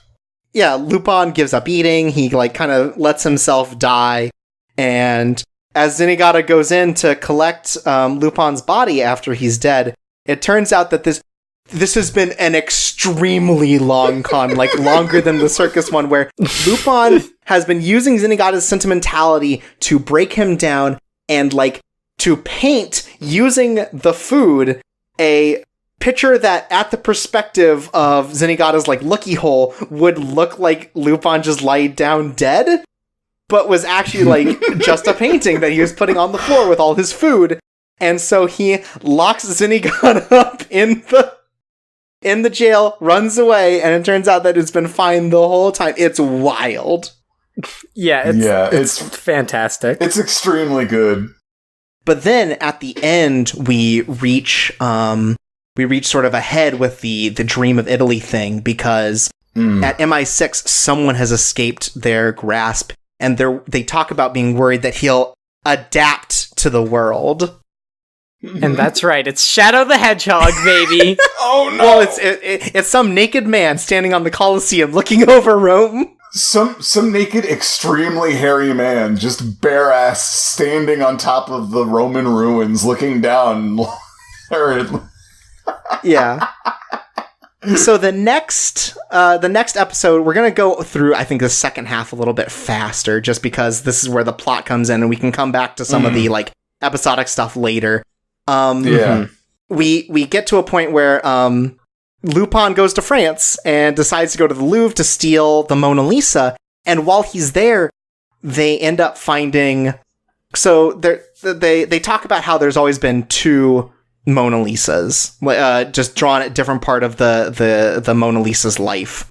What's the word I'm looking for? Subject, I guess. Yeah, the subject's life, and we find that this other one that Fujiko bought in the front of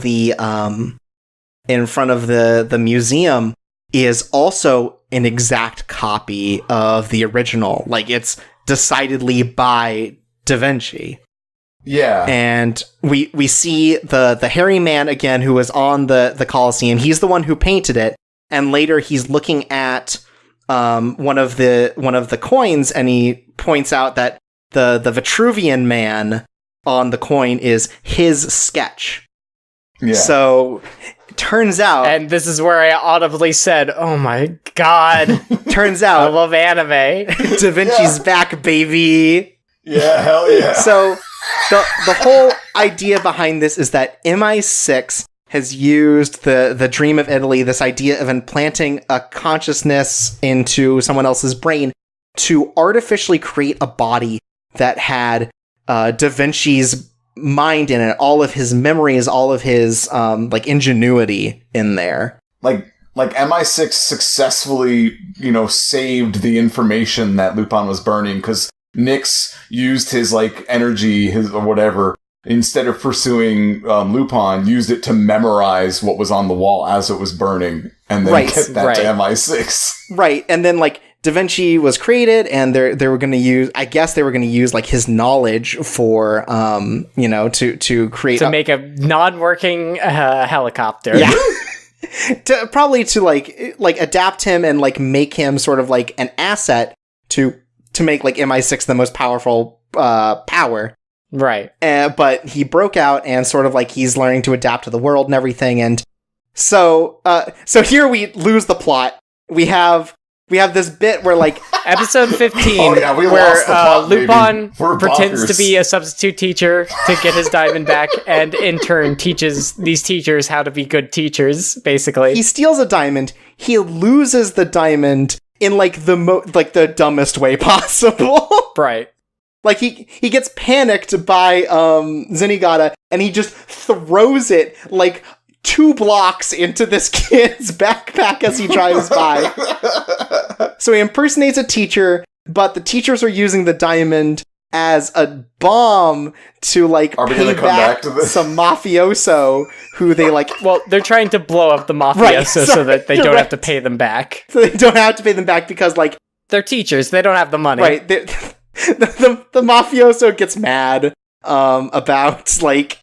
that, like, getting into a bar fight, basically, and they're like, you have to pay me all this money, and they're like, I'll blow you up instead. But Lupin, being the chivalrous man he is, sends the police to stop them.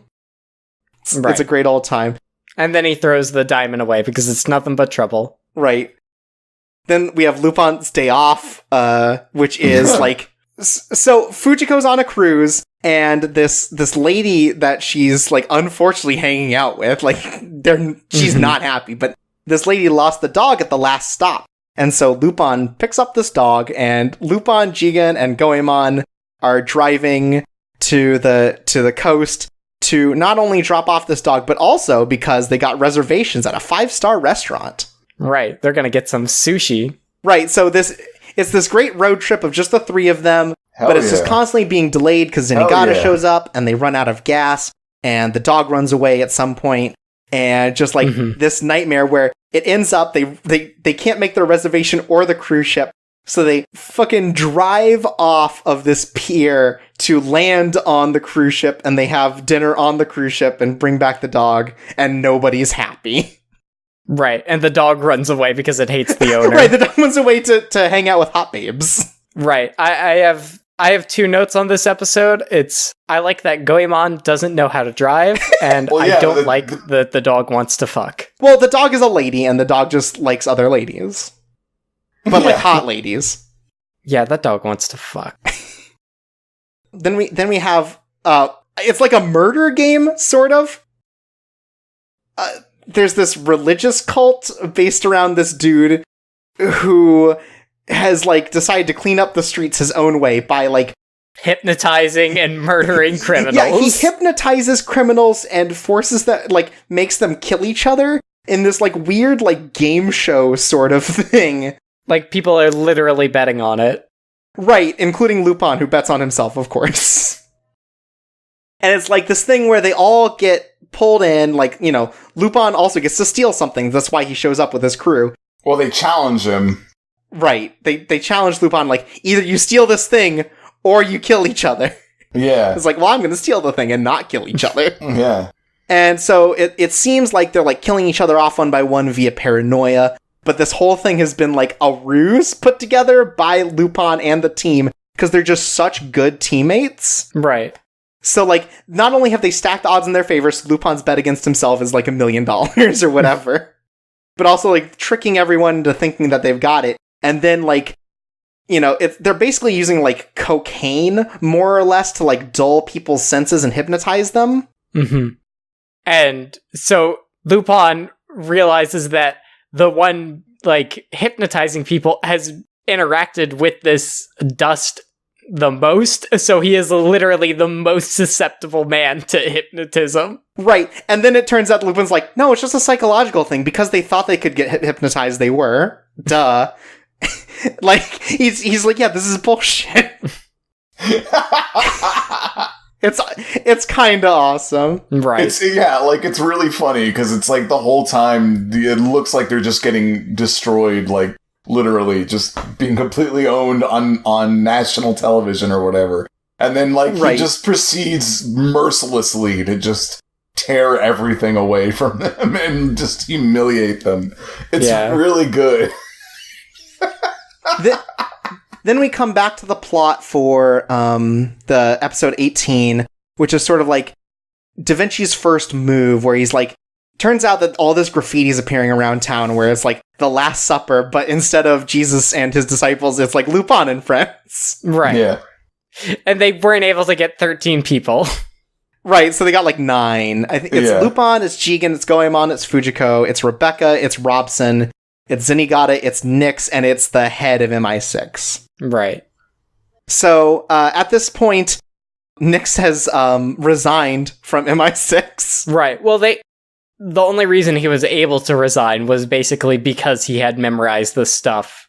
Like, right, so he's like, I'll trade this information for the fact that I never have to do this job again. Right. Clearly, it's, getting in the way of me and my family living life. Yeah. So they all gather in this church in Milan where they find a table set up for them where they all do the sitting, like the painting, and they all talk to each other while Da Vinci is sort of like sitting in this other room, like orchestrating their dinner.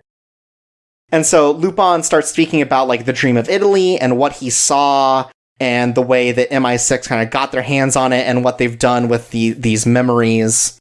Right, and he's like basically like breaking this down point by point in a way that's like amazing. And like he ends with like, and they cloned Pablo Picasso. And it's like, oh no. But yeah, so it's like, what is his name? Percival Gibbons is the head of MI6. Yeah. And like the whole time he's like, okay, I know Lupin knows something. If he knows too much, I need all of the MI6 people to show up and shoot everyone in this room. Because we can't let this information get out. And it doesn't work. He does know all the information. He just announces it. But he's able to like run. Everyone's able to make a break for it and escape. Mm-hmm. But this whole time, Lupin goes to confront Da Vinci, who he knows is in the church or in like a nearby building. Yeah. Where he sort of like has his first encounter with Da Vinci, and Da Vinci's like, I knew you'd figure it out. Like, Da Vinci seems to know of Lupin and seem to have like great regard for him. Mm-hmm. And Da Vinci's like basically like, I've got to tear down the world so I can rebuild it better. It's like, basic villain stuff. His like massive plot, which is basically to tear down a new world, and like basically, I guess like they're playing off of him being like a genius, and he's like, yeah, in order to build something, you got to be able to deconstruct it, and he wants to deconstruct the world so he can reconstruct it more perfectly. God, like no other like TV show I feel like would ever make Leonardo da Vinci the villain. And I think that's beautiful. This is a beautiful show. It's awesome because Da Vinci escapes on like a proto flying machine, like one you would see in his notes, but it's made out of like an air duct. Yeah, it's wild. It looks more like a dragon, like made out of just cloth and wood. It's really good. Yeah. Then we have kind of Nyx's episode, which isn't really about Nyx, but it's like it's attached to this whole thing where like Nyx is being threatened again by MI6 to do like one last job. In the opening of the video, or in the opening of the episode, he literally takes a bullet for his daughter and then pretends like nothing happened. Right. He is like really powering through this sniper bullet in his back. Yeah. Yeah. Which then he passes out and MI6 use him because like the idea is that they're picking someone who like basically MI6 doesn't care about anymore, but they still have dirt on him. Yeah, exactly. So he's trying to steal this thing called the Dragon's Tail, which has gotten loose from MI6 somehow. And it's basically a list of all of the MI6 members' like code names and identities. So they need to get that back from this mercenary group that's ended up with it. Lupin is also there to steal it. And so the whole issue is that the mercenary group's trying to get the password to the Dragon's Tail. And as soon as they get it, because Lupin sort of like hacks it to make sure that Nyx doesn't die, he hacks this password, and now that it's been breached and MI6 like basically has a failsafe to know that, the dragon shows up, which is basically just like wiping this entire mercenary island off of the map. Right.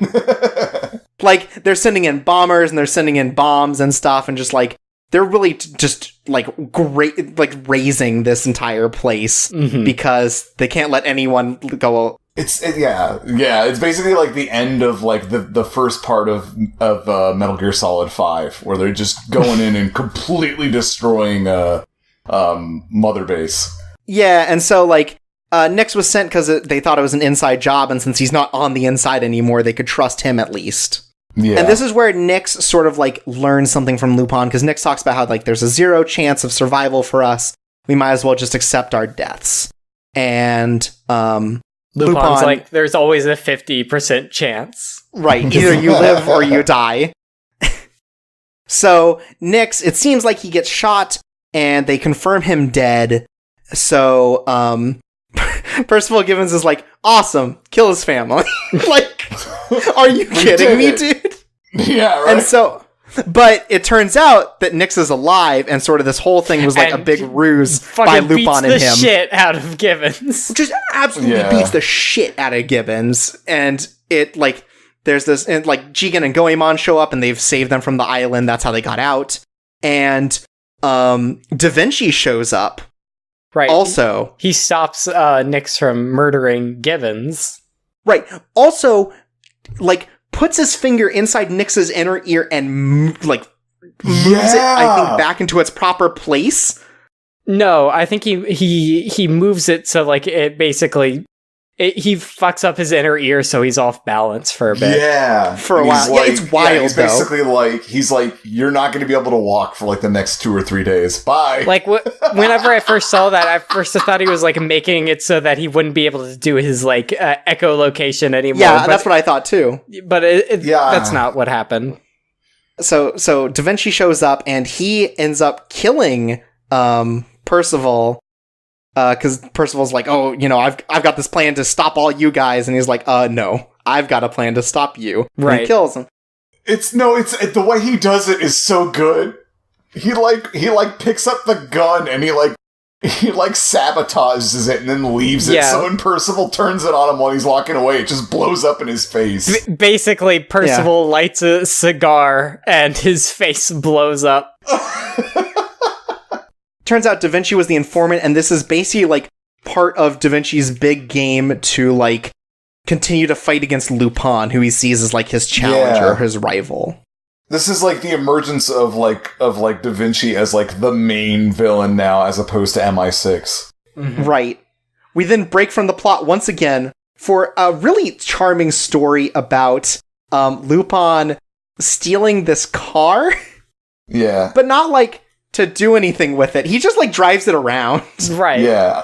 I know we're gonna come back to it, but, like, this is my like favorite episode of all of them. Yeah, personally. this was a really sweet episode. It made me tear up a little bit at the end. It's just like, it's just about like lovers and like learning to let go and to love, and it's very sweet. It's told like partially in modern day, but then also like, when is it, like the 50s or something, 40s or 50s of this like singer and her manager, and the two of them are in love. But like, she's really like playful and not at all serious, and he's like losing his mind trying to keep her in line, but they love each other and all that.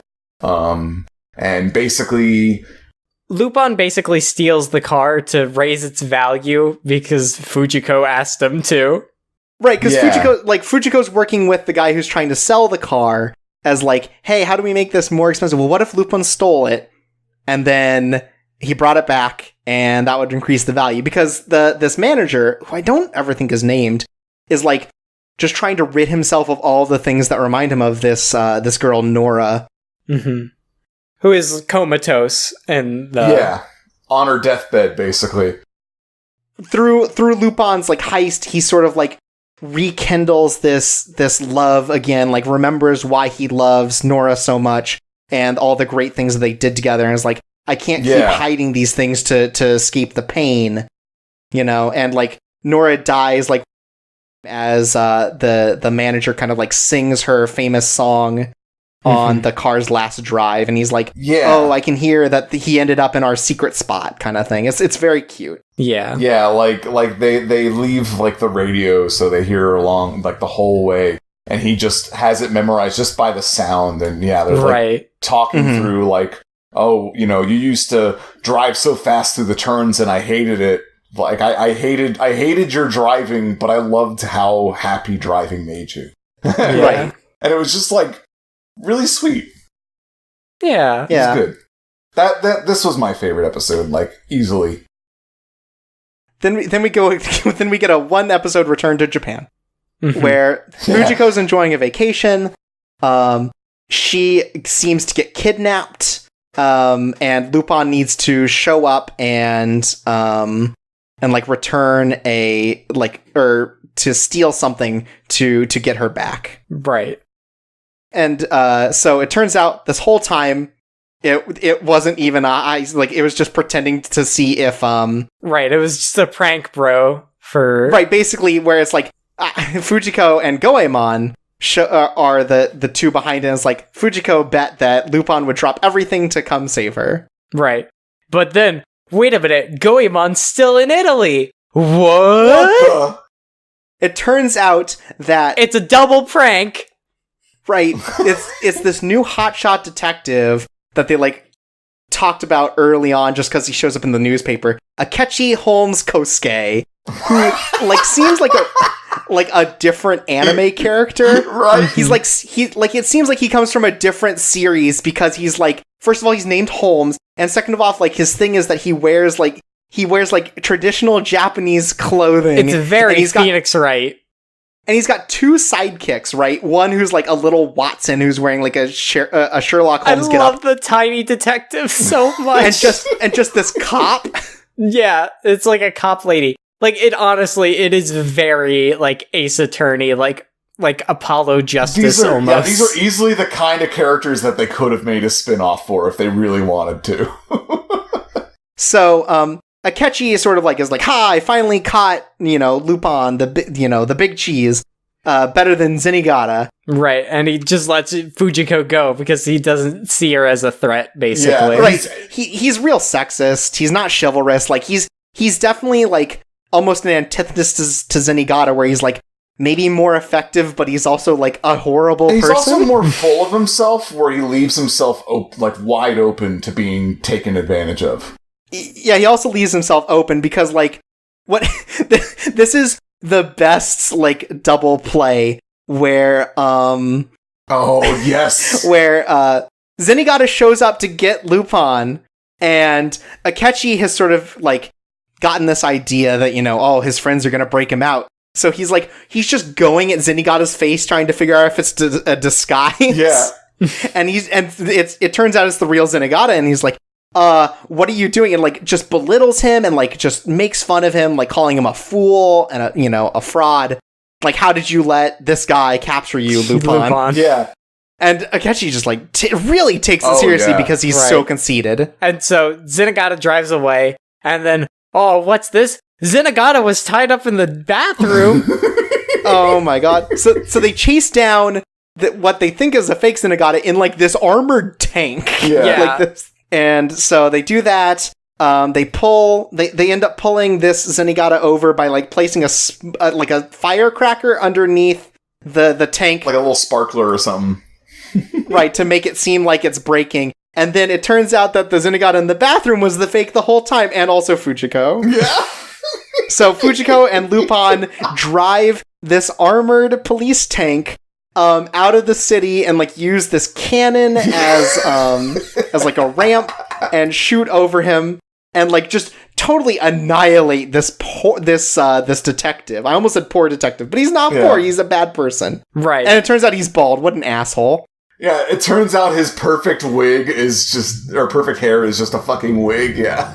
His perfect hair is just a wig. And what's great is that his sidekick can't even tell it's him without the hair. That was a good bit. I really liked that when he just ran by and he was like, Akechi, where are you? And Fujiko is just like, I never want to come to Japan again. Right, Fujiko's like, I hate Japan. And Lupin's like, no, you don't. Check this out. And they both, like, kind of sit and watch Mount Fuji at sunset and, like, yeah, you're right.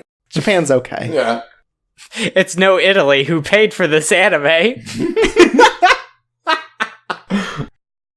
We get kind of our final non-story episode, which is, like, this heist-off between Lupin and Rebecca. So, Lupin's, like, going through all these banks and not stealing anything. Right, he's just going through all these bills and, like, leaving them in giant piles. Yeah. Right, and meanwhile, Rebecca is set on stealing Lupin away. And so, like, they keep dropping traps on each other, trying to get to the banks first.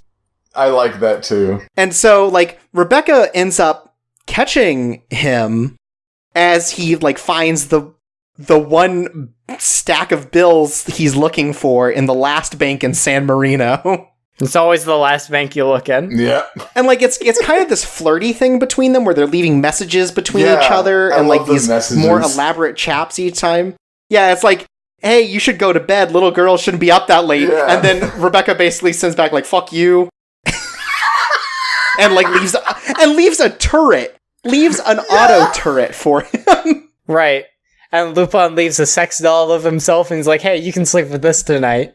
It's so good. And so it turns out this whole thing was like a bet with Jigen, where Jigen's like, I bet you can't find this bill in one of the banks in San Marino by the end of the day. And if you can find it, you don't have to clean the hideout for a year. Like, this whole thing is just because Lupin didn't want to clean the fucking hideout. Right. This was another really good one. I think this episode's really interesting because you sort of see, like Rebecca really developing feelings for Lupin, which has been, like, sort of this thing, like, throughout the series. Like, I mean, like, it started as the sham, but she's sort of started to grow to love Lupin. Yeah.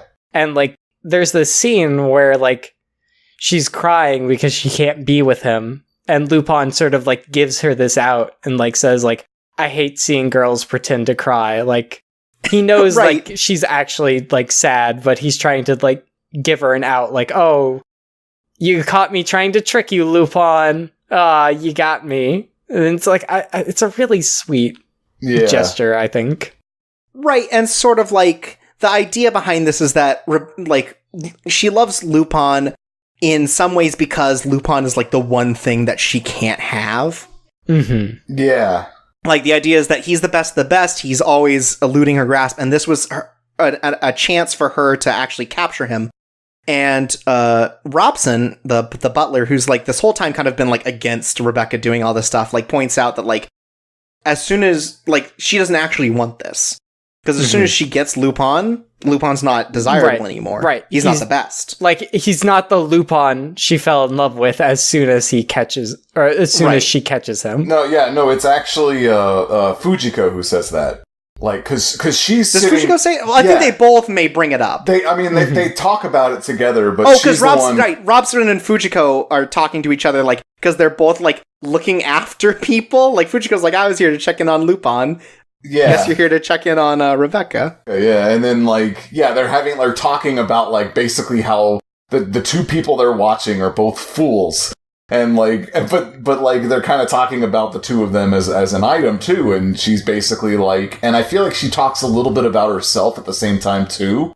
Or she's, like, it's like, that the ironic thing is, if she there's no way she can win, because if she has him, he's not going to be the Lupin that she fell in love with. So either move is a losing move at this point. Right, and so they both run out, and Lupin, like, does this big escape. And what's hilarious about this is, like, oh, I have to protect Rebecca's identity so people don't know that she's, like, moonlighting as a thief. So she puts this 100 euro note in front of her face that's got, like, you know, the mark on it, and no one knows who she is thanks to this 100 euro note in front of her face. I mean, she could be anybody. Yeah. Everybody in Italy's got the Rebecca hairstyle now.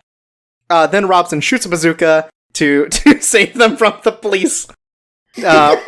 Rob and Rebecca make amends, and Fujiko and Lupin sort of, like, play around a little. Like, Fujiko steals the 100 euro note. Right, just to mess with them. And then it's like, oh no, now I have to clean the the hideout. Then we sort of run into we have the final two episodes of the Japanese TV run, which is the World Dissection. Oh, okay. So this was, like, a sort of ending. That makes sense because it felt very much like a finale. We'll talk about that in just a sec. Oh, you're talking about... Yeah, I know what you're talking about. So the World Dissection, Da Vinci has been busy. He's ready to redesign the world. And sort of, like, he ends up, like, taking over the airwaves all across Italy and announcing this new exhibit in San Marino called World Harmony. And after it, he sets off this high-pitched noise which puts all of Italy into a coma. Just straight up, all of them fall into a coma simultaneously. I I love so much the news broadcast where they're like, breaking news, everybody in Italy is unconscious. I love that so much. It's like, yeah, it's awesome. I laughed so hard at that. So, Da Vinci has, like, forced himself into everyone's mind, and sort of, like, the idea is that whatever the person is the best at, he challenges them. And if they can beat him, they return to their body and they get to join the world. Otherwise, Da Vinci's, like, personality that he's implanted in there using this Dream of Italy's technique takes over. And that's his way of redesigning the world. See, he weeds out all of the people that are too weak and then implants himself otherwise. Then otherwise lets those people live. Right. This is a really cool montage of, like the Lupin gang doing what they're best at, and sort of, like, scenarios where they're not at their best. Like, Goemon has to use, like, a European sword instead of a Japanese. He has to use, like, a fencing sword. Yeah. Right. Versus, like, a real broadsword. Right. Yeah, versus like a saber. Mm-hmm. Right. Jigen has to, like, fight with, like, an old-timey gun. Mm-hmm. And Da Vinci's got a shotgun. Right. Lupin just, like, has to, like, find Da Vinci, basically. Well, basically what Lupin does is he figures out entirely what Da Vinci is up to. Right, he's like, oh, I already know your plan. He's like, well, shit, I guess you win. Yeah. Well, okay, you did it. Fujiko's challenge is that she cheats at gambling. Right. I don't know how in a dream she got the ace up her panties, but okay. It owns so much. My favorite is Zenigata, who just judo throws Leonardo da Vinci, and that's how he wins. Right, because this is an arrest attempt. Yeah, he has to arrest him. I love that so much. It's awesome. Where it's just like cutting through all of the characters, and then it just cuts to like like Leonardo da Vinci being like thrown into like a police car because he's under arrest because he's handcuffed. I love it. So yeah, Da Vinci hopes to, like, push evolution of humans further, and it turns out that Rebecca failed her challenge because it seems like she couldn't really figure out what she's the best at, like, you know. Yeah. Mm-hmm. She couldn't buy Leonardo da Vinci. Which kind of works because, like, her whole thing was she was, like, you know, a Jill of all trades. Like, she would do everything. Right, and sort of, like, following after Lupin. So it kind of fits with her character because, like, she's really good at things. She's good at a lot of things, but she's not, like, the best at anything. She's like, she's probably better at a wider variety of things than any other character in the show, I would say. Right, especially fashion. Oh, yeah, absolutely. And so when she fails her challenge, it's noted that, you know, her personality is going to die and Da Vinci's going to take over. And Lupin's like, nope, that's my wife. Yeah. Because even though they've been at odds this whole time, like, there's definitely, like, Lupin understands, oh, this is my wife, I should help her. And so uses Da Vinci's machine, which he's built, to insert himself into Rebecca's dream, creating two personalities within her dream. And it's a really cool scene. Like, I love, like, the idea, it's basically just Lupin's personality and Da Vinci's personality fighting it out in this bizarre surrealist world, while the actual Lupin and Da Vinci are just, like, talking to each other. Like, they're, like, sitting around and smoking. And the world itself is being built from the deconstructed memories from Rebecca and everybody else in the city. It's really interesting. Yeah. Like, it's a really abstract, really interesting. And it's cool that, like, Lupin enters Rebecca's consciousness in their wedding. And, like, as soon as the wedding sort of, like, they get to the rings, everything just crumbles behind them and just destroys from the inside out as Da Vinci's, like, castle appears. Yeah. So we have sort of this fight between Da Vinci and Lupin, kind of like, you know, Lupin's trying to reach Rebecca at the top of this tower, and Da Vinci is sort of, like, creating the world and sort of, like, adjusting it every time Lupin tries to get somewhere. And eventually it's like, you know, on the outside, Da Vinci and Lupin are talking to each other, and Da Vinci's like, oh, so Lupin, you're, like, a genius. You're, like, the best. Why waste your talent on being a thief? And Lupin's just like, yeah, that's who I am. You know, it's as simple as that. That's just who I am. That's what I do. It's what I do. And then Lupin kind of asks the same question of Da Vinci, where it's like, well, why do you do all this stuff? Why do you do painting? Why are you an inventor? And he also responds, well, I guess it's because I'm Da Vinci. So it's like, you know, it's about who you are that ends up defining what you do. And maybe it's a little bit different because, you know, Da Vinci's like a clone. So it's like, literally, it's because, you know, he's been programmed to be this person. But it's an interesting thing. So finally, within the dream, Lupin reaches Rebecca and sort of like using their wedding ring that he took during the flashback when he entered the mind. He's able to fill Rebecca's personality, which has been dying, with all of her memories and return Rebecca to life. And Lupin's like, you know, now it's your chance to create a world, something that only you can do. Right. So she creates this like version of Italy for her, swallowing Da Vinci's work, and in order to now, like, you know, keep Rebecca safe, Dream Lupin commits suicide and shoots Da Vinci at the same time. Yeah. Removing them from Rebecca's dream, she's saved, and it turns out that this whole thing is also because Da Vinci's personality was like too much for his body. His clone body. Yeah. Right, so he can't, like, his personality couldn't be contained in it, so he's been rapidly dying, and this was his hope to, like, live on throughout the rest of the world, but all of the Lupin personalities that got inserted into everyone's mind, like, ended it turns up killing out all the Da that Vinci's. this is happening on a wide scale. Literally everybody in Italy is dreaming of Lupin III saving them from Leonardo da Vinci, and I love anime. I wish that would happen in my real life. Yeah, that was, yeah. So Lupin kind of leaves Da Vinci in his, like, in like his office or whatever, so kind of to live there, to live on in the memories of all these people.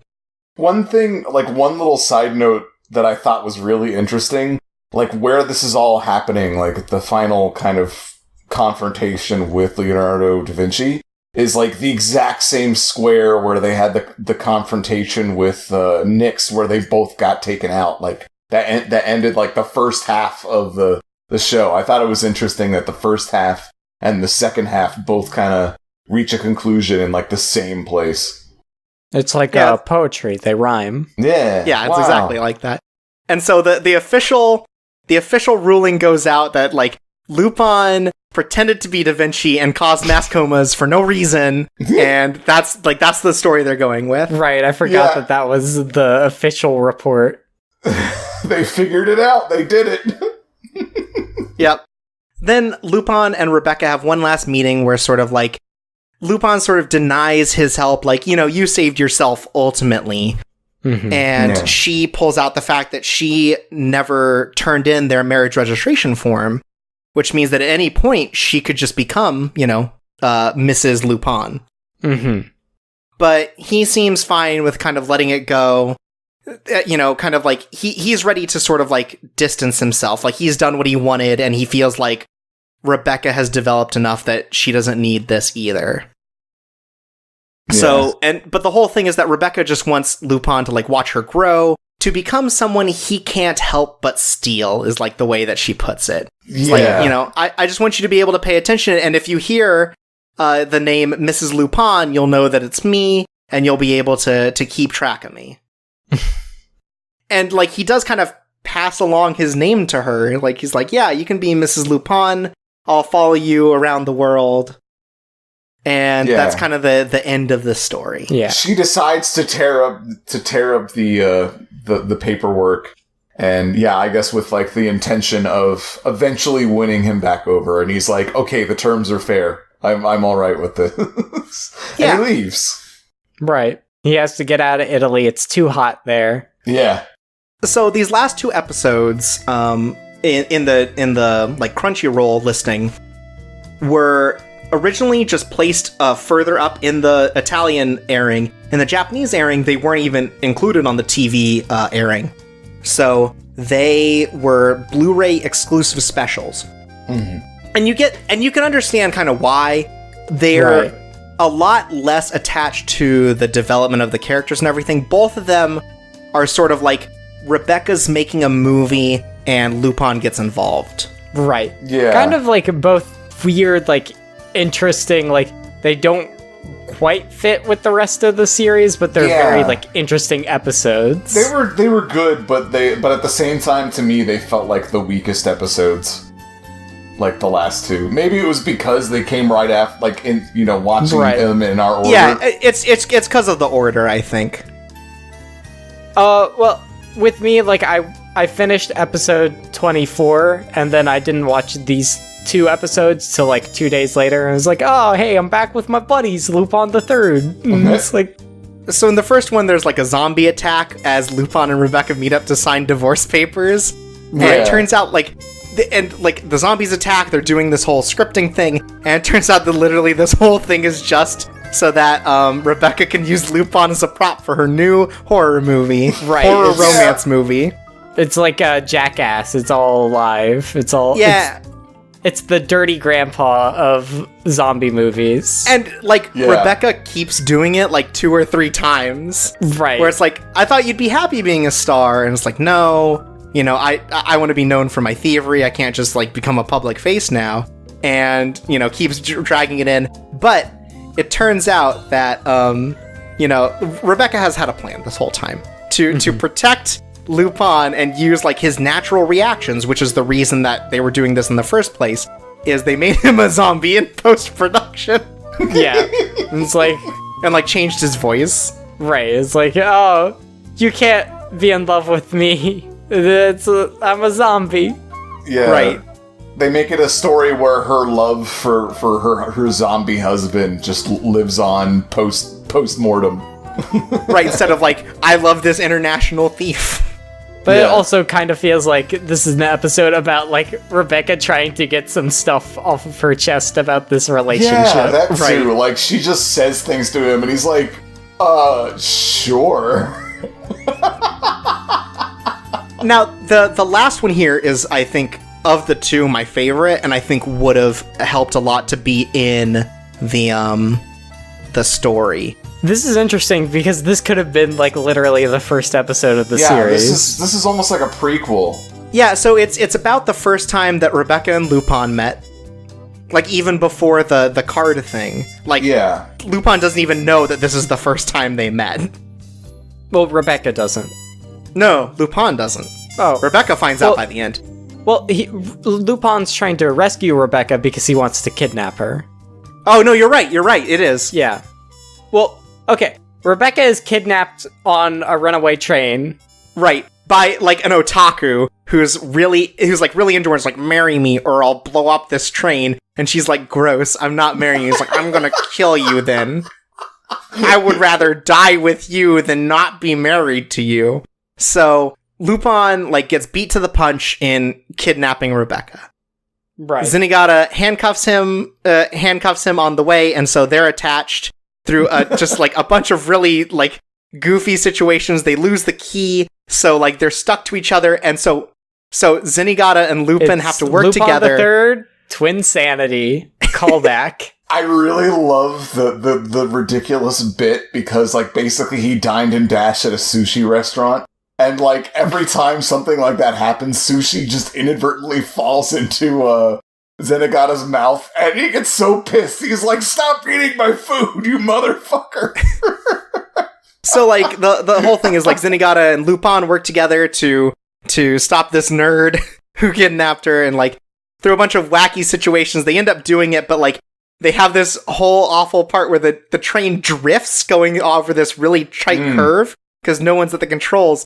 And they use this fat otaku, his weight, to keep it on track, and then he gets arrested.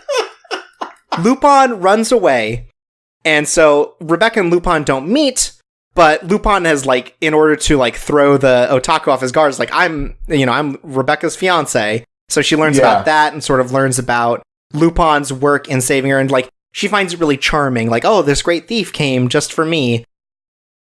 And what I find really cool about it is, like, they're like at the movie debut, but Rebecca isn't there. She's, like, thinking about the first time she met Lupin. She's at the church they got married. Yeah, where they got married, and it's like it rekindles this spark in her that, like, you never really get the idea that she's like truly in love with Lupin till near the end. But Yeah. I think this episode does a really good job of that, because like she ends up leaving the chapel, holding her dress like a bride, sort of like, doing the walk and kind of like reliving that moment. I think it's really sweet, and I think it works really well in a way that would have fit back in the TV broadcast. Yeah. It's kind of a shame that it wasn't with the rest of it. It actually does, in a weird way, kind of work as, like, a final episode. Because, like, yeah, it is, like, a kind of reminiscing, like, wow. I mean, even though, like, obviously, at the very beginning, Lupin's still sitting in Italy, so, like, time-wise, it doesn't quite work. But, like, it does kind of work as, like, a little kind of, like, reflection after all of that crazy shit happened. Right. And it kind of like, it's sort of like nice to be back to sort of like a zany, like slapsticky sort of thing. Like it's right, kind totally. of relaxing after all that.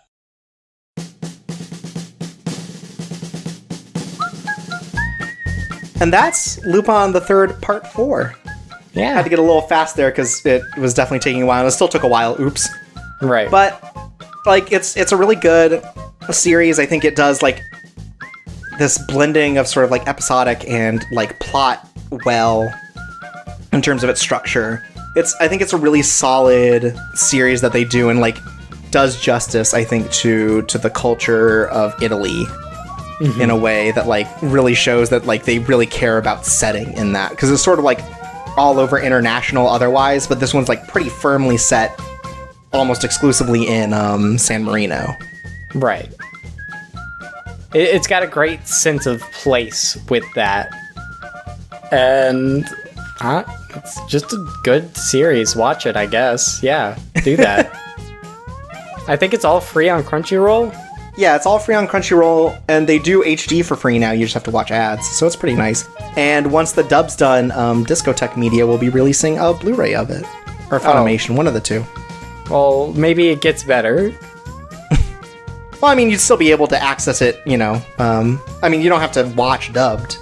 Right, it'll have the subs on it. It's not like Right. one of those old VHSs where you have to pay extra for the dub. Right. And then it's got a bunch of rude comments to other people, like Miami Mike. Oh, no.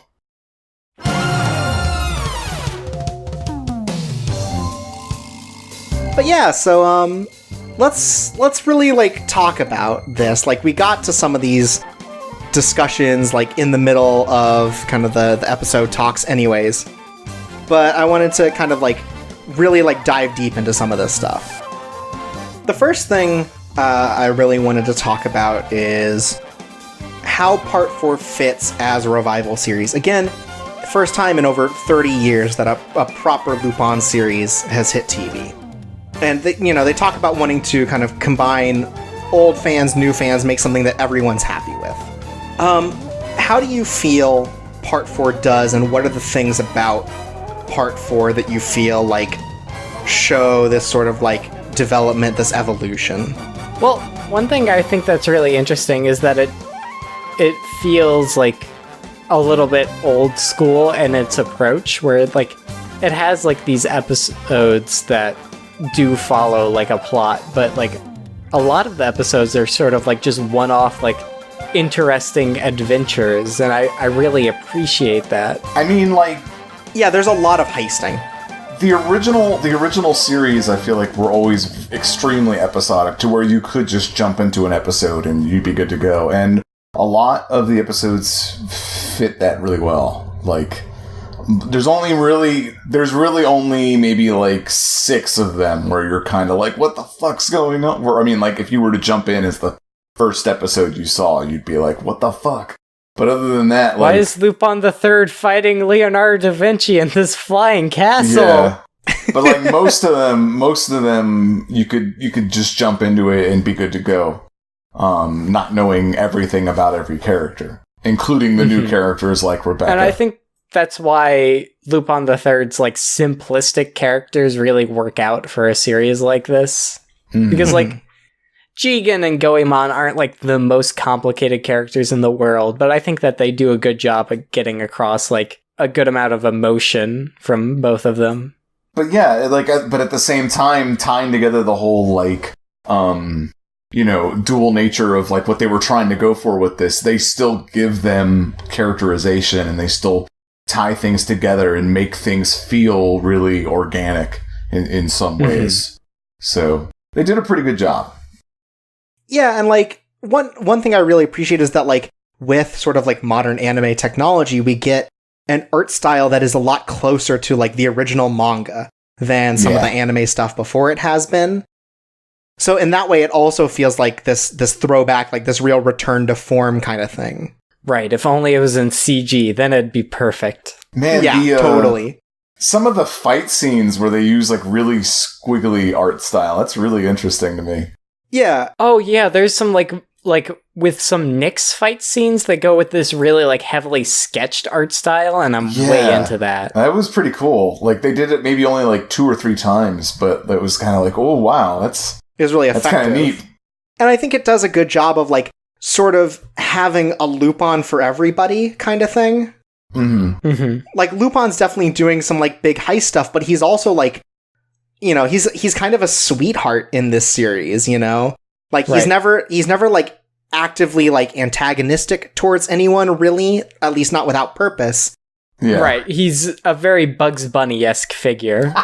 And like he's totally got his goal to like steal stuff, but it's like sometimes he just drops his goal to help people. Like when he helps out the group of teachers and he throws away, the thing he got. Or when he, in the middle of helping Bridget, he loses all of the jewels he got. Like he's definitely like got a sense of justice above that I think makes him easier to connect to as a protagonist. He's very much a thief with a heart of gold. Right, and he's charming because of it. But he stole that heart of gold from who? Oh, wow. That's the greatest mystery of all. Wow!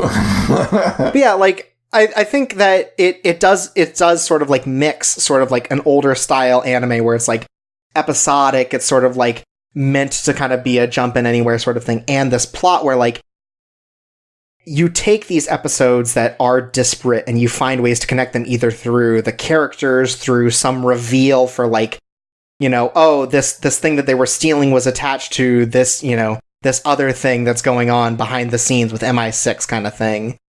I think it ties together all these different ideas well, and like there's very clearly an arc through it, like Nyx, leaving MI6 and then being reused. There's this whole arc to it that I think wouldn't feel the same if there wasn't also a plot pushing things forward. Like, there's definitely, like, a good blend of sort of, like, individual episodes and sort of plot, where you get the idea that there is development, especially for these new characters. Like, they bring in these characters specifically to develop amongst a cast of characters that have already been, like, so fleshed out so many times before. Yeah. But are still, like, instantly relatable and understandable. Yeah. It's a good TV show. Yeah, I like it. I give it... No, not yet. Oh. And I think like the reuse of music, the way that like the leitmotif of Lupin's theme pops up throughout the tracks really works well. Like you do get this like nostalgic feeling of sort of big band stuff, because that's just like that's not the style anymore, and Lupin still oozes that particular style. Like so many things about it are timeless that show up here, like the fact that they basically don't use technology. He's still driving that car. Right. Sometimes he uses a laptop, but that's about it. Well, and characters have smartphones. Well, like Rebecca feels like a bit more like she's like the high-tech one. She's got all this technology and like smartphones and stuff. Yeah. Well, they have some of the same tech. They both have that wrist thing too, though. Yeah, but like Lupin has high stuff and like, but he still doesn't really he uses a laptop to look some stuff up. That's true. Play chess. Like he's mostly just using his wristwatch grappling hook. The most high tech thing he ever did was he did hack into MI6, to be fair. Right, but like this show is very clearly of 2015 because they kept saying like, "Oh, Trump will never be in office." Oh, no. No, but like it still gives off this real timeless feel. Like, this could be really any time for Lupin. It doesn't matter because these things would still be there to be stolen. Right. You know, his mission wouldn't really change. It certainly doesn't try to highlight the technology, yeah. Mm-hmm. Yeah, like, a lot of these with, like, very minor rewrites could have taken place in, you know, 1970, 1980. That's true, yeah. So, like, a lot of these things just feel... Like, it does a great job of feeling modern and timeless. Yeah, Mhm. I would agree. Especially just these characters are so well developed, you don't have to do anything with them. It's just like, here they are again doing this thing, you know? Like, Yeah. it just feels good in that way. Right.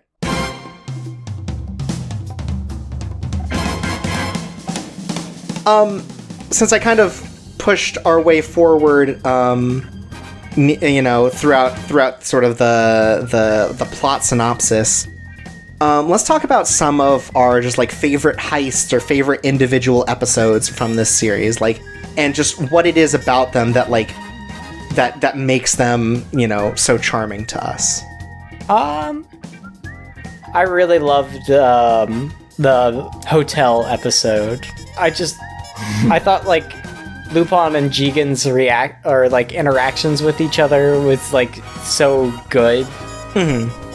And I really love Jigen's Japanese like voice because he's got like this weird sort of old man sounding voice, and it's Like just a little gruff. yeah. This is a very gravelly voice, and he's like just complaining. It's like gruff, but also like a little bit high, and it's just like Yeah. it's just a good voice. He comes off as a cartoon character. He's like so complainy, and he's drunk. It's really good. Right. But also, in Lupin's Day Off, like, I really love, like, Lupin, Jigen, and Goemon just, like, in a car. That's what and, I like, was going to them bring up. Realizing that they have nothing to talk Right. about. That part of it is my favorite thing. Like, as a whole, it's like, but my favorite part is, like, they're all going to go get sushi in Italy, first of all. Like, they can't break that part of their roots. But also, they're driving this car, and, like, Lupin's trying to make small talk, like, oh, how do you take care of your beard, kind of things with, like, Jigen, and Jigen's like, shut the fuck up. And Lupin's like, we have nothing to talk about. He's like, yeah, this is our job. Like, you get this real, like, kind of the conflicting, like, no-nonsense sort of thing from Jigen, and, like, the goofy attitude from Lupin is really great. And the way that Goemon is, like, constantly flustered by things, like when he has to talk to those girls who are into the dog. And they're like, oh, what's your name? Talking to the dog, and he's just like, oh, Goemon. They think the dog's name's Goemon. It's a so dumb good. goof, but it's really good. It's so good. Like, a great thing about it is, like, you get the personality of all these characters outside of when they're doing heist stuff, because they're just driving a car. Yeah. And, like, the part where Goemon's, like, walking the dog, and then later, out of frame, it's like, hey, we got a problem, and he holds it up, and the dog's gone. Yeah. And then, like, Jigen's getting really pissed, because, like, why don't you fucking apologize for losing the dog? He's like, I told you we had a problem. Is that not enough? Like, That's not an apology. right, but still, then we learn that, like, they're so in tune when the murder game one, where it's like, just with a single glance, they all already knew what they were going to do. They already knew the plan, what was set up. Like, they may not have anything to talk about, but, like, as a unit, they are super strong, and I think there's a good, like, sense of that. Like, Jigen and, like, Goemon, like, literally are, like, inches away from, like, killing each other, but they're just, like, so in sync that they know, like, exactly where to strike. Yeah. It's, like, really good. It's, like, this super intense scene. Okay, so I want to understand something about that. So in that, it looks like Fujiko gets stabbed in the chest, right? Right. And when she shows up later, the knife is still sticking out. Did it get stopped by her corset, or did it get stopped by her breasts? I think she literally just, like, stuffed it in between her boobs, and it's holding it there. Okay. Like, she's using the corset to hold her boobs together. No, I think it's supposed to be both. Like, basically, it's bound so tight that, like, the knife could be stuck in there without like, breaking the skin. God, what a stupid fucking thing. Like, I mean, that's a tiny knife. There's no way it's getting past those bazongos. Dang! Woo! Awooga! Wowza! Fuck off. Yeah. And, like, maybe they're not my favorite, but the fact that each of them gets an episode is, like, really nice. Like, basically a solo episode. You know, Fujiko does all the work in that episode where Akechi shows up. You know, Jigen does his own event. Goemon's, even though it's, like, kind of messy overall, I think it's really nice that, like, we do get this idea about his past and, like, you know, we know that he's, like, an assassin, so, like, what his job was before he, like, started palling around with Lupin for no reason. And, like, even Zenigata and Nyx get, like, sort of episodes, which is nice. And Rebecca gets a lot of development throughout the whole thing. There's not really a Rebecca episode, though. No. Some other episodes, I think we all talked about how much we loved the car episode. Yeah, no, that one's my personal favorite. Like, it's just a really good sentimental episode, and like the character of the manager is really interesting because he's just so stoic. He seems like the kind of person who just doesn't like anybody. He has a soft spot like exclusively for his wife, you know, and it's just it's kind of interesting because he's so bitter. He's just like, I don't care, just get rid of the fucking car. And he's like, like when Lupin's whistling or singing her song, the singer's song at one point, when he's like undercover or something, and he's just like, never fucking sing that song around me. I hate that song. You know, like he's just this really prickly, coarse person, like this bitter old man. And like to have him go from that character to him kind of just, you know, in more ways than one, taking a trip down memory lane as the speaker's on and he gets to overhear Lupin doing his final joyride before he leaves the car at its final rest. And, you know, it's his final moments with his wife. It's really good. This is one where, like, Lupin isn't exactly chivalrous, but, like, his like, motivations change partway through. Yeah, exactly. Especially because the car is so busted that he can't drive it anyways. Yeah. Right. Like, what's awesome is, like, they've set up this whole thing where he's gonna, like, drive into this truck afterwards to, like, return it, but he can't turn left in the thing, so he just totally passes it by, and Zenigata doesn't get to catch him. He's like, well, I'll just take it for a ride, you know? Yeah. And sort of like, he's left with this walkie-talkie, he's like, oh, hey, Mr. Manager, you know, you can hear this, right? Hope you enjoy this last ride of your car. And it has, like, a real good, like, human element to it. Yeah. Turned out the heist in that episode was Lupin stealing our heart. Oh, like, as far as, like, my favorite, like, heists in terms of, like, wacky, zany shit, I don't know. The hotel was extremely good. And, like, the face-off between Rebecca and Lupin. Oh, that yeah. one's good. Yeah, I don't know. I really like the one where it's the wife of the billionaire, just because it's just the whole time you're kind of like, what the hell's going on? And like everybody's deceiving everybody. It's really interesting to me. There are so many crosses. Yeah.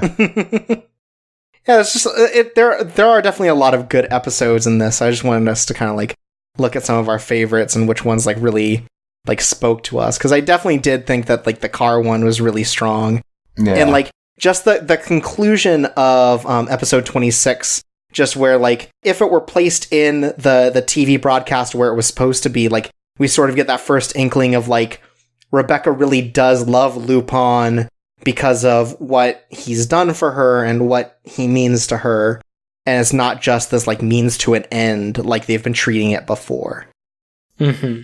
And, like, just Rebecca's whole arc is really cool, I think. Just, like, as an original character, they find a way, it's like, yes, she's involved in the plot, but she's not overbearing, and she also, like, has this actual emotional, like, development to her that's really interesting, because it's like, she starts out kind of, like, bratty, and as we learn more about her, we learn about sort of, like, the hang-ups she's had because of her dead, like, lover, and the way that she gets over that and the way it, kind of develops from there. Yeah, she's a new character, but she slots very well into, like, the dynamic of the show. Yeah. Which is nice. She ends up being, like, the most interesting character to me, and probably in part because she is new, and she is well written. But yeah, it's like, you kind of want to know, like, what's going on with her, like, because, like, she's just, it's kind of like, when you're first introduced to her, she seems perfect, she seems like she can just do anything she wants, and she's, like, amazing at it.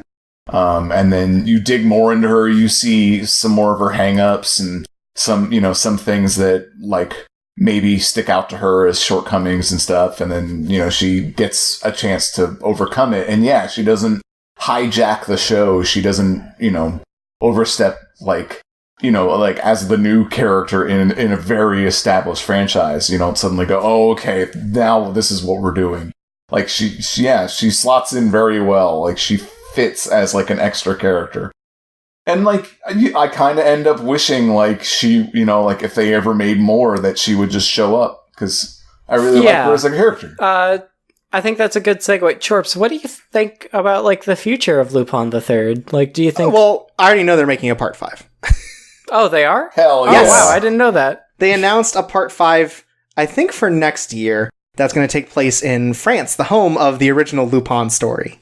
Nice. Oh. That sounds really good. I'm pumped. Right. That's where the Mona Lisa lives. That is also where the Mona Lisa lives, you're right.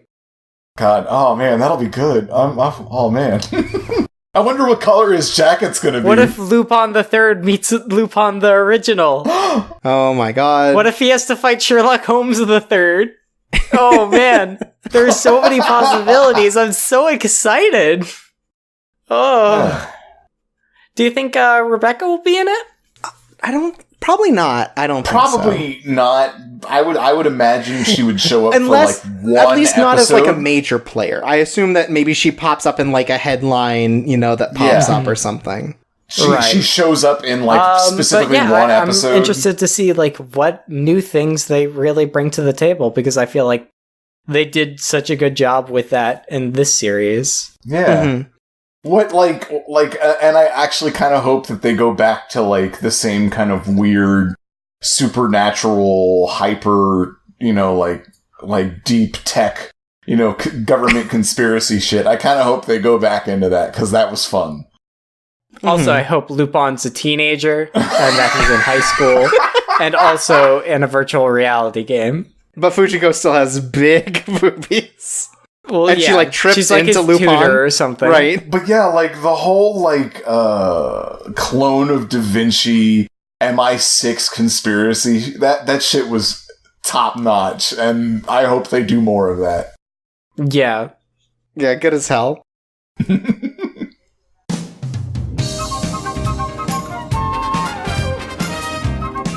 So one thing, we've talked about it a little bit, but something I wanted to go a little more into is just the portrayal of the cast. At least the ones that are, like, pre-established characters, right?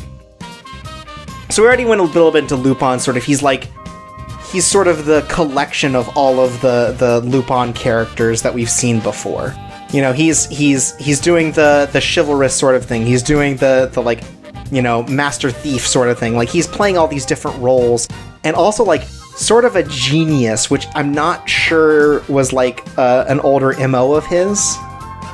I think, like, it's really interesting because, like, it feels like Lupin's not so much a genius as, like, he just has, like, amazing perception skills. Right, like, I was gonna say that while he seems like a genius, it's more like he's just really good at perception, and he's really good at, like, connecting dots, like, because it's still all within sort of his wheelhouse, except for maybe, like, knowing all these different languages and stuff. Mm-hmm. Like, it still feels like he's sort of, like, heisting his way into these solutions, like when he solves the Dream of Italy book puzzle. Mm-hmm. He's like, oh, I can tell all these things are fakes because, like, I'm used to this sort of thing. I'm a thief, Yeah. Right. And it pretty much, like, makes it understandable why he's able to constantly go by the seat of his pants and go with, minimal, like, real blowback, Like, things just kind of work out, and it makes sense when you think about it. Like, he's just, he's always thinking on his feet. He always has an out. Like, he might not have the long foresight to see that he's going to get into this mess, but he knows, he sees the quick exit out. Right. And so, like, that's the battle of wits between him and Da Vinci ends up working out, because it's not exactly like, oh, well, he's like the equivalent. It's very much sort of the same thing as like Nyx's thing with Lupin, where it's like, here's someone who's like calculating and very smart and stuff, and here's sort of like the wild card who shows up and is able to like thwart them despite not having all of this, all of these abilities. Yeah. So I think it's a cool like display of Lupin like as a character with all these different facets to him. Yeah. Oh, most definitely. And then like with Jigen, like I feel like we do get to see multiple sides of Jigen, which is nice. Like usually it's sort of like, cold, hard badass. He's really good with a gun. But he's like, oh, I'm scared of ghosts, even though I don't believe in them. Right. I don't fuck with the supernatural. I'm scared of ghosts. I got this achy tooth. God, I love pizza. And I'm like, oh, I have bad dental hygiene. Yeah. And he's like, and him just going like, I don't give a shit about this dog. I don't care anything. I just want to eat some fucking sushi. Like, right. Jigen's kind of a goof, but not like Lupin is. Jigen's a goof. Like by accident. He's not trying to be. Yeah. Right, totally. And like, Goemon is like incredibly stoic, but he's also like, part of his stoicism makes him actually incredibly, stubborn. And like, just like, not wanting to give up, not wanting to apologize, just like, kind of being an asshole and never like really admitting like, oh, well, I don't really know how to drive. I probably should have learned at one point. Right, but that's not very Bushido, so. Right. No. But pinky promises are how we swear in Japan. Right. And like with Jigen, it's like also he's like, I don't really want to fuck with this whole town business, but it's like when he has to get back his gun and push comes to shove, he's like, well, I'm going to help these people too. I'm not like a horrible human being. Mm-hmm. And, we get a little bit of Jigen sort of like, doing his previous job, and we see the way he's made relationships with others, because he always comes off as the most, like, separated emotionally, but, you mean Goemon? That's not what I said? You said Jigen. Oh, I meant Goemon. You're right. But yeah, so, like, Goemon is like, oh, he has this relationship with Belladonna, who is, like, it's not, like, a lover thing, but it's, like, right. Someone that he was taken care of before, and so he has this, like, familial very, sort like, of big thing brother sort of relationship basically. With her. It's good. Yeah. And we get to see him do cool badass things, even though he doesn't show up much. Right. He just cuts through all the bullets. Nobody can shoot him. And a car. The bullets and the bullshit. He cuts through it all. I shoot you with my gun. No, I cut your bullet with my sword. He's like a shitty kid playing role-playing. I hated playing with that kid. I think one good thing about Fujiko is that, like, Fujiko has always been sort of like the fan service character, right? Yeah. But in this one, like, when we have an episode specifically about dealing with her as the fan service character, like, we have a situation in which, like, she really proves herself as an equal in the team. Mm-hmm. Because, like, oh, I have to outsmart Akechi, and, she figures out how to do it by sort of, like, faking capture as Zenigata. Right. Like, sort of doing the reversal on him. Yeah. Right. I think, like, Fujiko, like, proves to be, like, a real trickster, which is, like, basically what she always is. Like, you talk about Lupin being the wild card, like, she's just like, hey, I don't know who I'm working for right now. I'm probably just working for me, though. It's, like, crazy. Yeah, she's always been very, like, talented and a very good thief, but, like, seeing her, perform heists without having to use her feminine wiles for once is actually kind of refreshing. Right. And the way that, like, specifically Akechi, like, shows up to sort of be, like, a character is like, oh, Fujiko's just there for fan service, and, like, actively like goes against that. Yeah. Yeah. And then like also just seeing her on like her least guarded when it's like, oh, I have to deal with this woman on this cruise who really loves her dog. Yeah, that was pretty good characterization too. I enjoyed like more and more you just see how uncomfortable and off guard she is with this person who just loves the dog too much. Yeah, like for a while you're kind of like, okay, yeah, they're getting along, and then like she drops her guard and you're like, okay, yeah, she can't stand her either. Yeah, because it seems like, oh, you know, she's doing this for the reward or whatever, but then it's like, oh, the reward is not worth this. And then when she's like, I'm gonna sue you, you didn't bring me my dog. Right? I was like, no, don't worry about it, it'll be here. Because, like, it still shows that, like, even though she is sort of, like, she has this, like, weird relationship with Lupin, it's, like, still trustworthy, you know? And, like, we get all these, like, kind of flirty moments between them, like, even though Lupin's technically married, it's, like, you know that this is still, like, the original couple. Right. The OTP, if you would. Right. You down with OTP?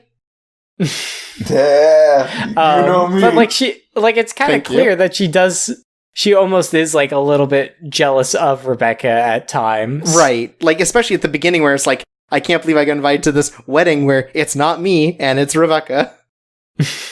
Well, like, one thing I really kind of appreciate, I guess, for the dynamic, like, they obviously have, like, the love triangle thing going on. But it feels kind of like, for the most part, the three of them are on equal footing. And they all kind of, like, you know, want to be closer, or, like, the two girls want to be closer to Lupin. He kind of wants to be closer to both of them. They do weird shit, like, but they also still want to be at arm's length of each other. Like, the three of them still ultimately, at the end of the day, want their independence. Right, like, don't really trust each other enough for a relationship. Like, it's not just Lupin pushing them away and being like, I'm gonna use you.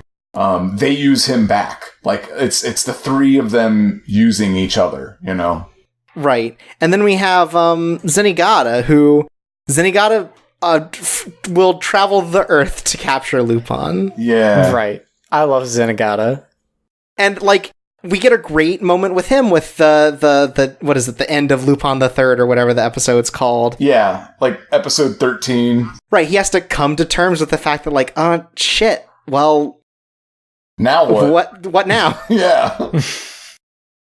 And, like, it's a really great, like, thing about their relationship where it's, like,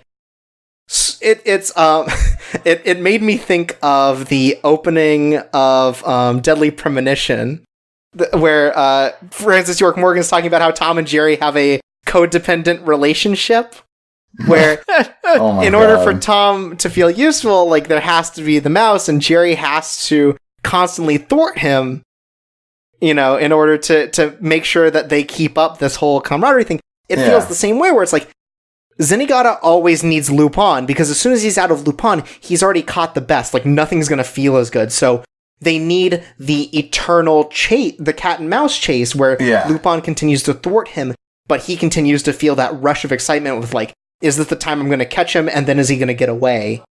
Right, yeah. Like, Zenigata, just, like, through the whole thing, that's really good. And sort of, like, the way that he continues to be chivalrous, like the episode with Elena, even though Elena's, like, you know, tricking all these different people so that she gets this treasure for herself because she's kind of selfish and bitter about her, you know, her late husband. And he's like, you know, I'm just here to protect a woman kind of thing, you know. It's the right thing to do because, you know, you're protecting the innocent. That's what a cop does. Just doing my job, man. Right, and so, like, he comes across as, like, really genuine and when it comes to his job, but, like, he still just can't be without Lupin. Yeah. It's his calling. It's his purpose in life.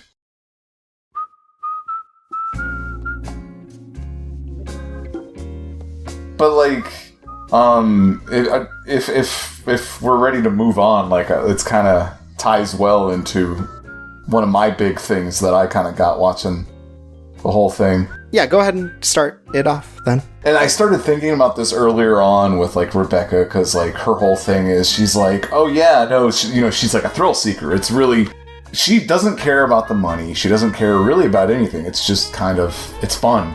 It's something to do. It's her purpose. And, like, they kind of... Right, she's great at everything, and so she's bored by everything. So she finds this thing that she doesn't know about, and that she is surrounded by people way better than her, and so she now has, like, this mission. Well, and then it's just...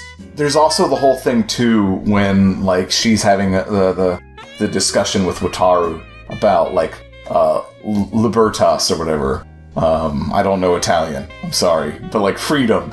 And, like, basically him telling her, like, you gotta live your life free. You gotta do what makes you happy. You gotta go out and do shit. And this is kind of her living that life. Like, she's found it, you know? Yeah, totally. And I started seeing more of that in, like, all the other characters in some ways seem to kind of, like, the money is nice and, you know, whatever, and they have their individual purposes, their individual specific goals, but they all find it fun or at least exhilarating. And it kind of keeps them motivated.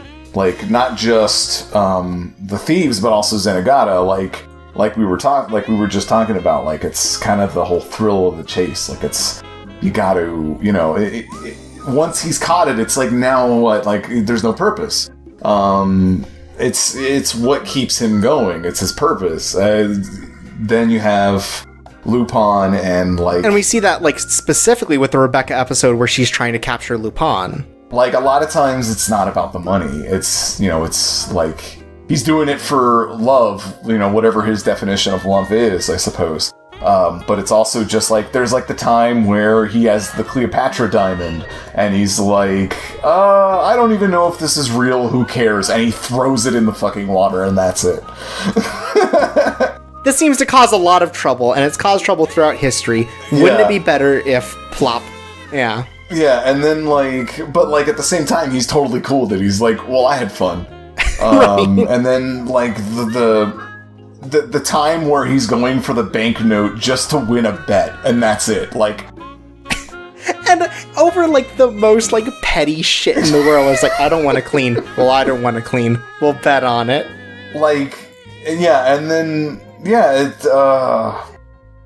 like what we were talking about earlier briefly, we mentioned, like, you know, Da Vinci asks why he's constantly, like, going for treasure and stuff, and he's like, because I'm Lupin. And, like, you know, and then he asks Da Vinci, he's like, why do you paint? Why do you do all the shit you do? And he's like, because I'm Da Vinci. It's just, you do it because that's who you are. It gives you purpose, you know, it's just, right, it's written into you. Yeah. And then, like, Fujiko, she clearly has tons of fucking fun, you know, like, she loves leading Lupin on much in the same way that Lupin loves leading her on, you know? Mm-hmm. And then, like, the conversation that she has with, Rob, where she's, like, you know, talking about Rebecca falling in love with Lupin, and she's like, you know, once she falls in, or once, if she succeeds and he falls in love with her, you know, she doesn't really win because she doesn't get the Lupin that she fell in love with. It's a different Lupin. Like, the chase is over. It's a, you know, different, it's a similar kind of chase, and just, like, totally. Yeah, very much like all these different characters. I mean, like, even, like, Jigen and Goemon, and even the butler a little bit. There's, like, a little moment where, like, the butler's, like, after, what is it? After, I think it's after the when they were going through the banks. Like, at the end of it, he's just having a beer with Rebecca, and he's just, like, and, like, she's, like, giving him a hard time. They're sharing a beer in a car. What the fuck? Yeah, well, like, and, like, she's giving him a hard time because he's enjoying the beer more than the wine, and she's giving him shit for that. And, like, you know, the whole... like, very clearly he, like, still cares about her and is, like, willing to protect her because he, like, shot a bazooka at these cops to protect them. Like, he's still doing all this surveillance stuff because he, you know, wants to take care of her. Yeah, like, he made a promise to her parents that, like, he would never let anything happen to her, and he's standing by that steadfastly. But it's just, like, he's such a stoic character, and then, like, he kind of breaks, and he's kind of like, you know what, you're right, this is actually kind of fun. Like, it stresses me the fuck out way more than it does you, clearly, but it's kind of fun. And then he shoots at her in a helicopter. for the movie, yeah. Yeah. But yeah, like, I don't know, all these different characters, like, at the end of the day, like, they're in it for the money, or they're in it for, you know, catching Lupin or whatever, but, like, it's also just who they are, it's what they do, it gives them meaning, it gives them life. That's really just all it is. Like, that was like the big thing I really took away from watching it. And I felt like they did a pretty good job theming that in there. I think that is like a really good summation of the show, is that they're all doing this because they love it, and like it sort of like shows in the show, I feel like. Yeah. Right, like I feel like that's even maybe one of the biggest revival parts, is like just showing how much everyone loves doing what they do as characters. And it's almost like watching it as viewers. It's almost kind of like it's an infectious cheer that kind of brings you in, and you're having fun with them having fun doing their insane shit. They're bringing you in on it almost, you know? Yeah, totally. I don't know. Not to get too like waxing poetic on this shit, but I guess it's my like inner literature major coming out. I'm sorry. It's all good. But yeah, there's a lot to be taken from it, even as like sort of like a fun like pop show, you know? Yeah.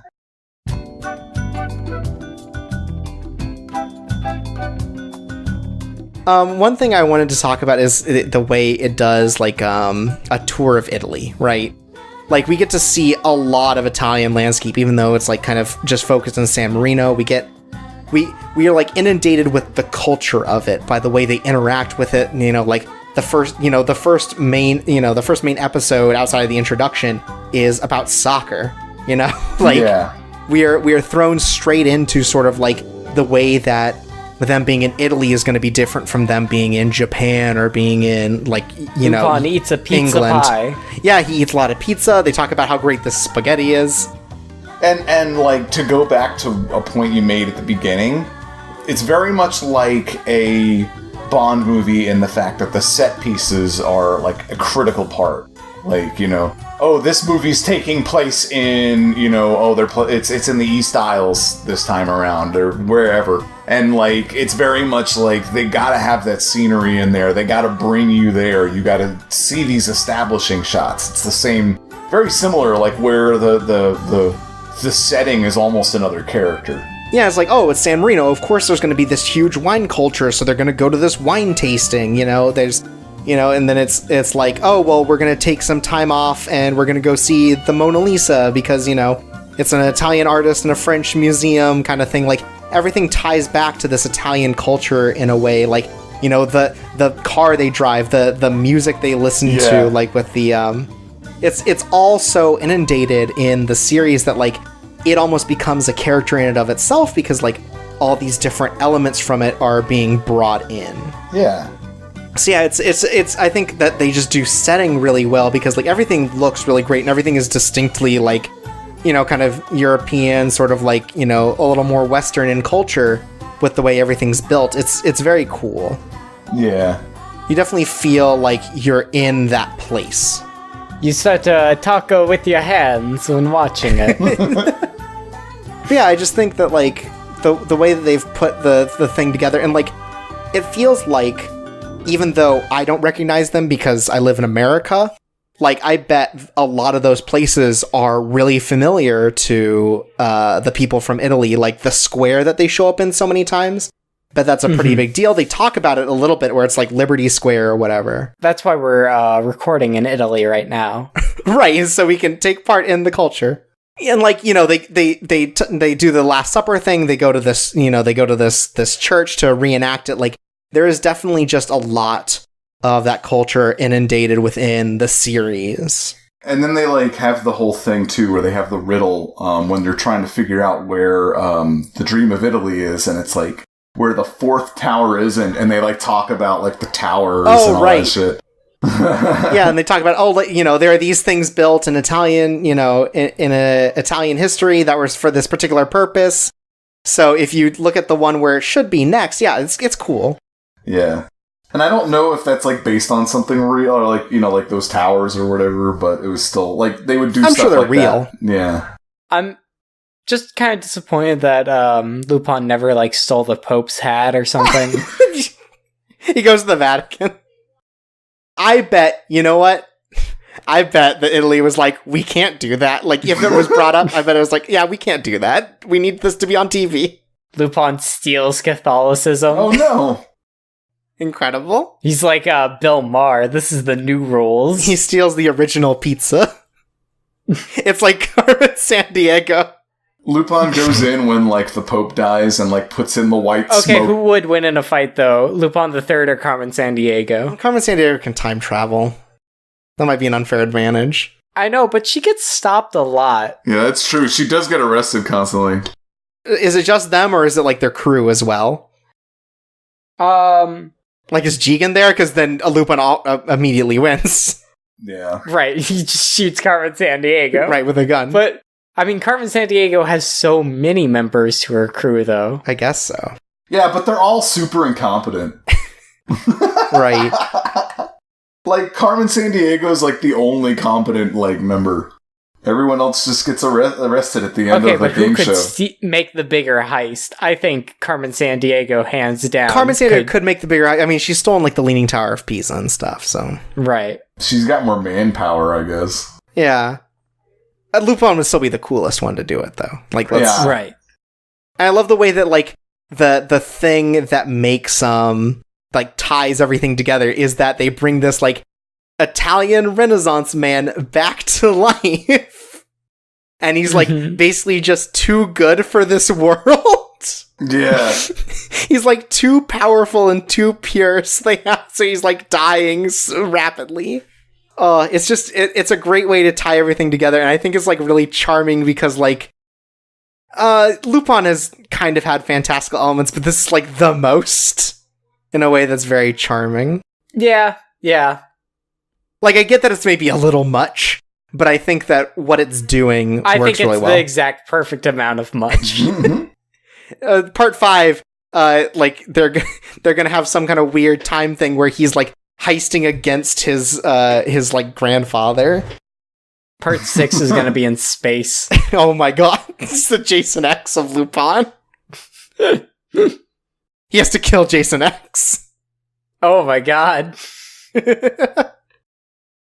Now that's a movie I'd watch.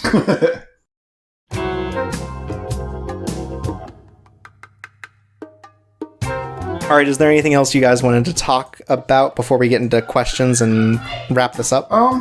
Just one little, like, one brief thing for me that I thought was kind of interesting. You know how, like, always, like, Lupin's always just been kind of, like, depicted kind of monkey-ish and kind of compared to one in, like, earlier series. I feel like yeah, because he's got, like, he's got the big round ears compared to everyone else. Yeah, he's definitely got, like, the facial structure for it.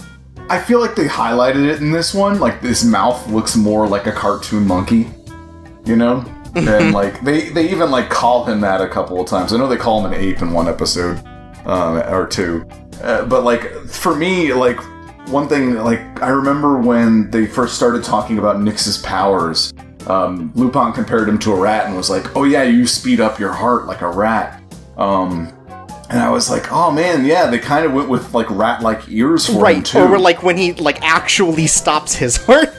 Yeah, and, like, we're like, that's the whole reason he moves super fast. He's like a rat, because their hearts beat, like, way fucking faster than humans, and basically everything looks like it's in slow motion to them. Like, his perception is so fast that the entire world looks like it's slowed. The thing I was wondering was, does that mean he dies? Like, does that mean he aged really fastly?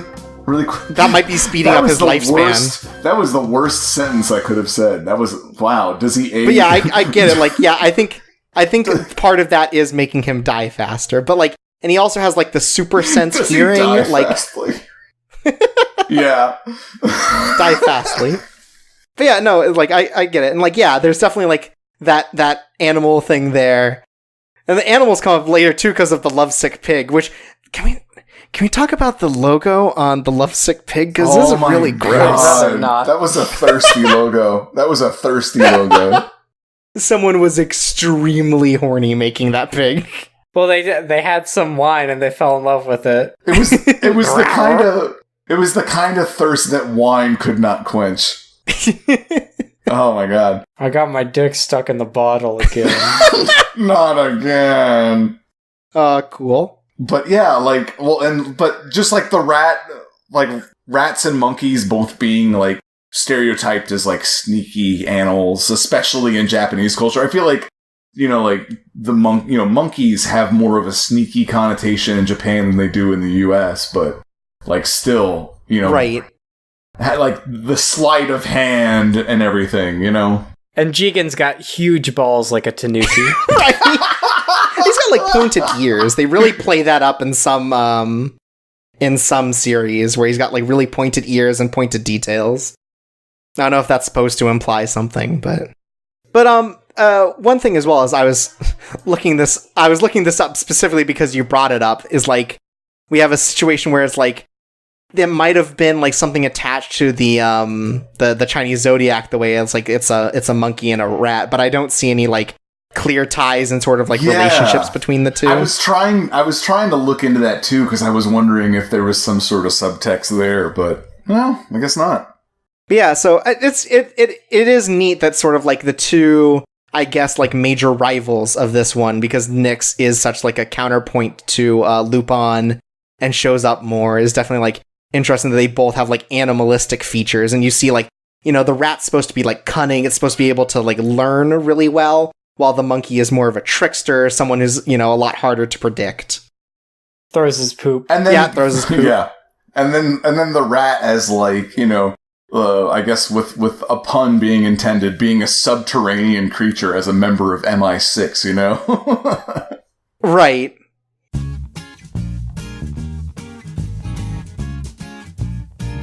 So we got a couple questions and like opinions and stuff that we can talk about real quick from our fans. And the first one comes in from Onlarin and just is very easy. Which series has the best jacket color? And I'm going to assume that this is what is the most complementary color for Lupin. I really like Lupin with his red jacket. Yeah. Okay. Red always feels like the most iconic Lupin color, but blue works pretty well too. But yeah, I think the blue is good. Yeah. And what's kind of cool is that there's kind of like he has a blue shirt and a red jacket in part 2, and with this one it's, red tie, blue jacket, kind of like... Yeah. I don't know. It's like... Yeah, red is definitely, I feel like, the most classic, like the one you're going to recognize the most, but the blue one looks really good. I don't dislike the green one. The yellow tie is maybe a little, but you can't always be fashion forward. Yeah. Right. And then the last one was the pink jacket, which I feel like I just never really see. Like, Yeah, not a ton of people talking about pink jacket Lupin. It's true. Right. And, like, since the blue one is just the one that I've watched most recently, it's like, yeah, he looks great in blue. Mm-hmm. Yeah. Yeah, I think the red one is also just, like, a really good color scheme. Yeah. Like, red with, like, a yellow tie or pink tie sometimes. Well, just in general, where he's just wearing, like especially, because I guess both with the red and with the blue, like, he ends up wearing, like, white, like chinos that work, it's a good combination. Yeah, look, Lupin knows how to dress. Yeah. He probably got some tips from Rebecca, who's, like, through the whole thing got all these different outfits. It's, like, kind of cool how, like, Rebecca is in every episode with a different outfit that's, like, trendy. She's so extra. It's great. Then we have a question from a friend of the show, QB. It says, I've never really been a fan of Lupin in general, but specific directors' takes on Lupin are some of my favorite things ever animated, such as A Woman Called Fujiko Mine by Saya Yamamoto or Castle of Cagliostro by Hayao Miyazaki. Is there a standout aspect that this installment brings to Lupin's checkered history that makes it worth checking out? And I think we've sort of talked about this already, where it's sort of like, this is sort of all of the Lupins. Like, this is a bit of every Lupin. This is something that, like, this has some of the whimsical elements that I think, like, Castle of Cagliostro, like, uses. Right, and definitely, like, the more chivalrous parts of him, where he's, like, really he's trying to take care of people, even if it means that he loses his mark. Yeah. Also, I don't know if Lupin's had like an especially checkered past. I feel like it's mostly positive. Yeah, but I agree. Like the one downside is like, I don't know, that Sega Saturn game's pretty bad. But I think like the idea here is like the way that some people direct Lupin or see Lupin is like, whether or not like they play up sort very of like different. I mean, yeah, they're very different. Yeah. So like, maybe you don't go with like badass asshole kind of thing that, kind of, I think that definitely permeates a lot of early Lupin. This one is definitely a lot more in line with, say, like Hayao Miyazaki's. It's a very, it takes kind of, he still has parts of his character that are kind of, like, at least, he still definitely has the womanizing and things like that. But other than that, he's a lot softer of a character than he has been in previous installments, I feel like. They flesh him out and they give him a lot of nuance, I feel like. Like even in his womanizing, it's kind of like, at the very least, like I said, he's kind of playing on equal ground as the women that he's, spending his time with. Like it's a give and take between them all. Right. Yeah, totally. I think this does the best job of like really making the whole cast feel like worthwhile and feel alive. And it's just like, the anime only characters like only help to accentuate these characters and how like cool they are. Yeah. It's like a really great sort of like, it is something for everyone, kind of. Yeah. And especially if you like some of the more like pop stuff, like especially Castle of Cagliostro, where it's sort of like, he's more of a gentleman thief kind of thing. He's not really, thinking about the heist all the time. This is definitely a series to look out for because it's got a lot of that, and like it even shows like some genuine like emotion from Lupin, where it's like, he really cares about Rebecca, maybe not as a lover, but like as someone that, he's helping to take care of and he's helping to kind of like train almost. Yeah. No, that's a really good point. Like it does bring out more of like the gentleman thief side, and that is probably personally where I feel like he's strong, or like where he shines the brightest as a character. Right. Yeah, because he gets to be cool and also like a good person. Like he feels like a protagonist, even if he is like, technically like a thief. You get that honor among thieves dynamic at times. That's pretty, entertaining and charming. I don't know. Yeah, it's good shit. Mm-hmm. Yeah. Then we have another one from The Toughest Bean, who says that, I find the introduction of real-life historical figures to kill my interest in most series, and unfortunately, this one was no exception. I did enjoy what I did watch, though. And, I mean, like, I think in some part it's because of sort of, like, the Italian ties, or it's like, oh, we have to figure out how to really, like, tie it to someone famous. Mm-hmm. But I think that also it does it well by, like, I think the ways that Da Vinci interacts with the cast are really interesting, because it starts out with sort of, like, what they think is, like, a forgery, and it turns out that it's, like, a real deal other Mona Lisa. And then sort of like, it's all about sort of like testing all of them on how good they really are. Right. But I don't know, like, I feel like a lot of times when anime brings in like a historical figure, it's like, now it's a sexy babe. And this is just Leonardo da Vinci, but he's evil, so... Right. It's Leonardo da Vinci, but like big and muscly. Yeah. Yes, and evil. Like, he is a man's man. I love his, like, ridiculous beard where he has, like, no mustache. It's... Like, I'm kind of surprised that he doesn't, like, have, like, a suit of armor that has, like, the multiple arms, like the sketch. Yeah, the Peruvian man. Yeah. Yeah. But, like, yeah, I mean, I guess, you can kind of distance it a little bit by being, like, he's a clone. How accurate is he? How true of a forgery is he? Right. Like, you could kind of make that argument, like, be like, oh, it's not actually. But, like, I mean, I guess that's true. Like, it is kind of, sometimes it can mess things up if you bring in, like, an honest-to-God real-life character, and now they're doing goofy shit. Sometimes it's fun, and it's just funny and ridiculous. It depends on how you play it. Right, like when Barack Obama was in Air Gear. Right. It really depends on how you play it. he shows up at this like future roller skating tournament race thing. He's like, I'm Barack Obama and I approve. Or like Legend of Koizumi, which is literally just about historical figures reenacting wars by playing mahjong. Okay, that actually sounds kind of there's like charmingly stupid, but I think that Lupin III hits this great blend of sort of like, this is absurd, this is Da Vinci, but also like he is a credible threat, and like he has enough ties to like his history to make it seem like, oh, this just makes sense. This is him. It's absurd, but you're still willing to take it seriously. Yeah, totally. And I can't just easily, quickly justify that. It's kind of hard when I have to like sit down and be like, how do I justify that it's not so absurd that you can't even take it seriously? But I mean, I guess I just do. It just feels right. Like it just fits that Lupin tone. Like if you were going to make Lupin more serious, that's how you do it. Because like if you make it too serious, it's not Lupin. Right, and you pit him against someone who's very serious and also, like, is, like, an intellectual equal. And that's what they do here. Is, like, all the other ones are sort of, like, physical equals and stuff like that. Like, this is definitely, like, a battle of wits. More so than even, like, Nyx is. Where Nyx is almost like a battle of ideals. Yeah. I really appreciate when they do that, because that, to me, is, like, really what Lupin can be all about. It's more just like the battle of wits, trying to outwit each other. Mm-hmm. Yeah, totally. And then the last question comes in from Vanderlyle, which it's kind of like, what's a good starting place for Lupin?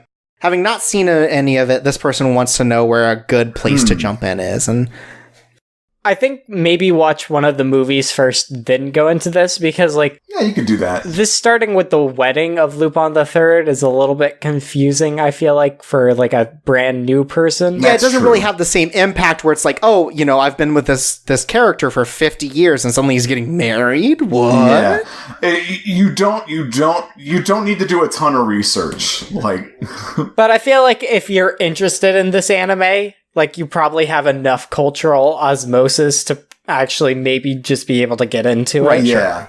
Like it's something, you even if you do prep with like a movie or maybe even a couple of random episodes from, you know, part 2 or part 3 or something, you don't need that much background. It's episodic enough. You get a sense of the characters after like maybe 2 episodes at most, you know? Mm-hmm. Like we were talking about earlier, the characters are very easily recognizable. You get a real sense for who they are before long. So you wouldn't need that much to jump into it. But yeah, it's probably not a bad idea to kind of get a sense of the tone before so you can really kind of see what they're building on. Yeah, because like a Castle of Cagliostro, a Mystery of Mamo, you know, one of the ones that's bigger is like always going to be like a hit, I feel. Yeah.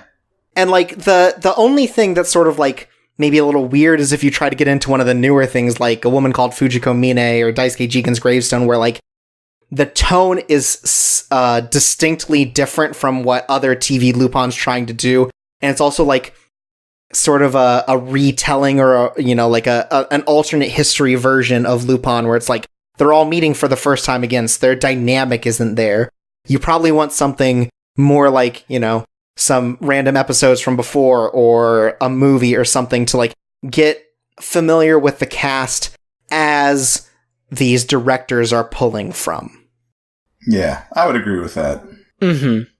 But like, I don't think this is a particularly bad place to start either. Like, this was my first real like exploration of Lupin, and I felt like I kind of knew enough generally about each character. Like, even from the intro, in a minute and a half, like, the little clips they give of each of the characters, like, gives you, like, a very rough idea of, like, okay, this is what to expect from this character, you know? Fujiko's the femme fatale, Goemon's a samurai, Jigen knows how to shoot a gun, and Lupin is the hero. And Lady Nami's not shy. Right. But yeah, so, totally. It's, like, it's one of those things, it's good. Like, I think you could really jump in almost anywhere and feel like you aren't missing anything. So this one's a good spot. Maybe watch like one of the classic movies. I know for a while they were doing showings of Castle of Cagliostro in theaters. around the country. So maybe if that hasn't gone through your town, go check that out. I couldn't because it was like a 3-hour drive to the nearest theater that was doing it. Oh, man. Lupin is definitely like a franchise where like you don't miss out by not knowing the earlier material. Yeah. Because it's kind of just like, it's not that sort of show. It's a show where you jump in anywhere. It's like, oh, look at these guys doing a cool heist. Yeah. Like, you already kind of get their motivations and stuff just from the way that they talk to each other and the way they interact. Or you could play Cliffhanger. Yeah, there you go. I think that gets the story across the best. Yeah, I agree. You play Cliffhanger. You don't pay attention to the fact that they refer to Lupin as Cliff or Goemon as Samurai. And Lupin is a character who has like 1 billion shirts that he instantly replaces. Like, that's a very important point. So yeah, you can feel free to jump in anywhere in terms of the anime, and you could probably get inundated with it. Like, it's not a hard series to get into. It does seem intimidating, but it's not like, shoot, I don't know, like Naruto, where you have to start from the beginning, right? Oh yeah, no. You can. It's a series you can really kind of enjoy at your leisure for the most part. This specific series, I think is good to watch throughout. Like, you should probably watch the whole thing, but most previous series, you can really just pick and choose episodes and you'll be fine. Yeah, like if you like a more structured format and you're not so into the episodic stuff, this is the place to start, I think. Or one of the movies. Yeah, like this really is not a bad place to start at all. Yeah, no.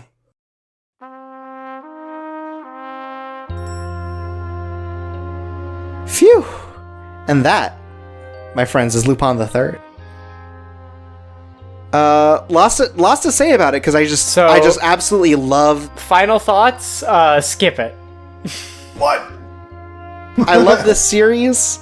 Like, it's just, like, a great blend of sort of episodic and plot-based stuff. The characters are lovable. The things they do are fun. Like, almost all of the episodes hit, I feel. Like, there's a lot of good, like, emotional core to some of them and, like, goofy, fun antics. Like, the weird, like, death game show is fun and stuff like that. Like, yeah, there's something to take out of it, like, for all sorts of fans. Yeah. Right. It really is perfect. Look, we found it. We found the perfect show. Just like last time with Paranoia Agent. So run, don't walk to your theater if they're showing Castle of Cagliostro. Right. So you can get caught up. And, like, you can catch this right now on Adult Swim. They're airing the dub. You can catch it on Crunchyroll, subbed. You can catch it on Funimation, dubbed. There's a lot of places that you can watch it right now, and eventually it'll be out on home release, so keep an eye out for that. Yeah. But yeah, this was a fun little walk through a series that's a little less narrative focused than some of the other ones we've done before. So it's a cool little thing to be able to talk about, especially since it's a series that comes with so much like baggage and expectations, and to be able to hit them so well, I feel like Lupin III Part 4 is really something special in that way. Right. I give it 2 thumbs up. Whoa! That's as many thumbs as you have. Yeah, that's the maximum number of thumbs. Lupin stole my thumbs. No, it's Lupin! What the? I give it a Lupin the 3 out of 3. Yeah, Thanks. Yeah. More like Lupin 100. But yeah, no, like, I'm not much of an anime guy, but like, I grew up a Lupin guy, and it was a really nice return to a series that I grew up with. So, I really, anybody who liked Lupin, like, similarly, I definitely recommend going back to it. And I feel like it's very good for just people who just want something to watch. Like, as somebody who's not really much of an anime fan, like, it was perfectly enjoyable for me.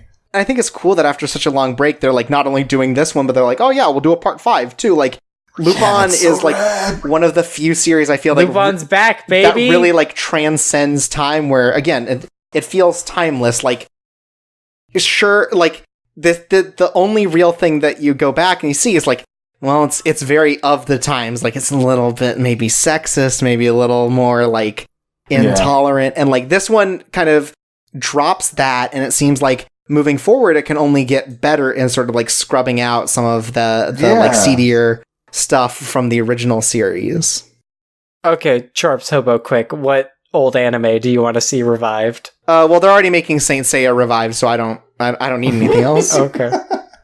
I don't know. I'm trying to think. But also remaking Devilman, so like, what's the point? We've got all the good things coming back. Yeah. Look, I'm waiting for Kaneko Man the next generation. Okay, you know what though? Actually, thinking about it, thinking about it now, I need a G Gundam 2. I need that. Oh, hell yeah. It's really fucked up that they were called one of the Gundams like Reconquista in G, not a G Gundam sequel. I mean, if you want to see something that captures the same idea as G Gundam, but maybe like a little lower stakes. Watch Lupin III, Part 4. No, I was gonna say Gundam Build Fighters, because it is just like an ensemble cast from all over the world, and like the difference between that and like G Gundam is that they're just Gunpla that they can make move like regular Gundam. Yeah, you were telling me about that at one point. It sounded kind of fun. They play baseball in one of the episodes. Yeah. See, in Gundam, so well. It's good. Maybe I should check that out. And then they have like one kid who's like African American, and he comes and he's like, "Oh, I only build my Gunpla for performance, not for fun." And he's got like the most like try-hard Shogun Gundam, where it's got like 4 swords coming off of it. Like, I don't know. That sounds pretty fun. Yeah, no, it's a good old time. Oh, we'll watch that on the next episode of the Coco disaster. So, where can they find you on the internet, Jay? You can catch me at the J.O. Spade LP on YouTube.com or the J.O. Spade on Twitter. I'm going to be starting a new LP soon with this guy named Chorps. You might have heard of him. I hate that guy. Yeah, that guy's yeah, weird. Me too. Not really, though. He's good. Yeah. And where can they find you on the internet, Hobo? I mean, I guess the main place I am is Twitter, which would be just at Hobotron2000. Like fucking. You can learn about sports there. I've never killed. Yeah, and yeah, you can see really dumb tweets. It's really good. I love dumb tweets. I love sports. And then like, what else do I tweet about? What the hell else do I tweet about? I know there's other things. Damn it. The only thing I see right now is Godzilla batting. And then you can find me online at Chorpsaway, CHORPSAWAY on Twitter, Chorpsaway SA on YouTube, and you can find the podcast at Coco_disaster on Twitter, CocoDisaster.com online, where you can find the latest episode, you can find all of our backlog, you can find links to the blog I run on the side, Vanilla Blessing, which is at vanilla-blessing.tumblr.com, which I write with a friend of the show, QB, over there. You can find us on all of your favorite podcasting services, iTunes, Google Play, Stitcher, and we have an RSS feed, so you can put us into all of your favorite podcast listening devices. If you'd like to leave us a review, it'd be much appreciated. I cry every day I don't get a review, so please. Oh no! It'd make me feel better. But yeah, so that's gonna be this episode of Coco Disaster. Join us next time as Jay comes back with old friend of the show, future friend, to talk about Ghost in the Shell 1995 versus 2017. Oh, I forgot we were doing that. Yeah, sorry, you have to watch Ghost in the Shell 2017, buddy. Oh, get owned. Oh, see, I got to watch a good anime. But I've been Chorpsaway. I've been Jay. And I'm always Hobotron. And this has been Coco Disaster. It's a living. .com. Sweet dreams.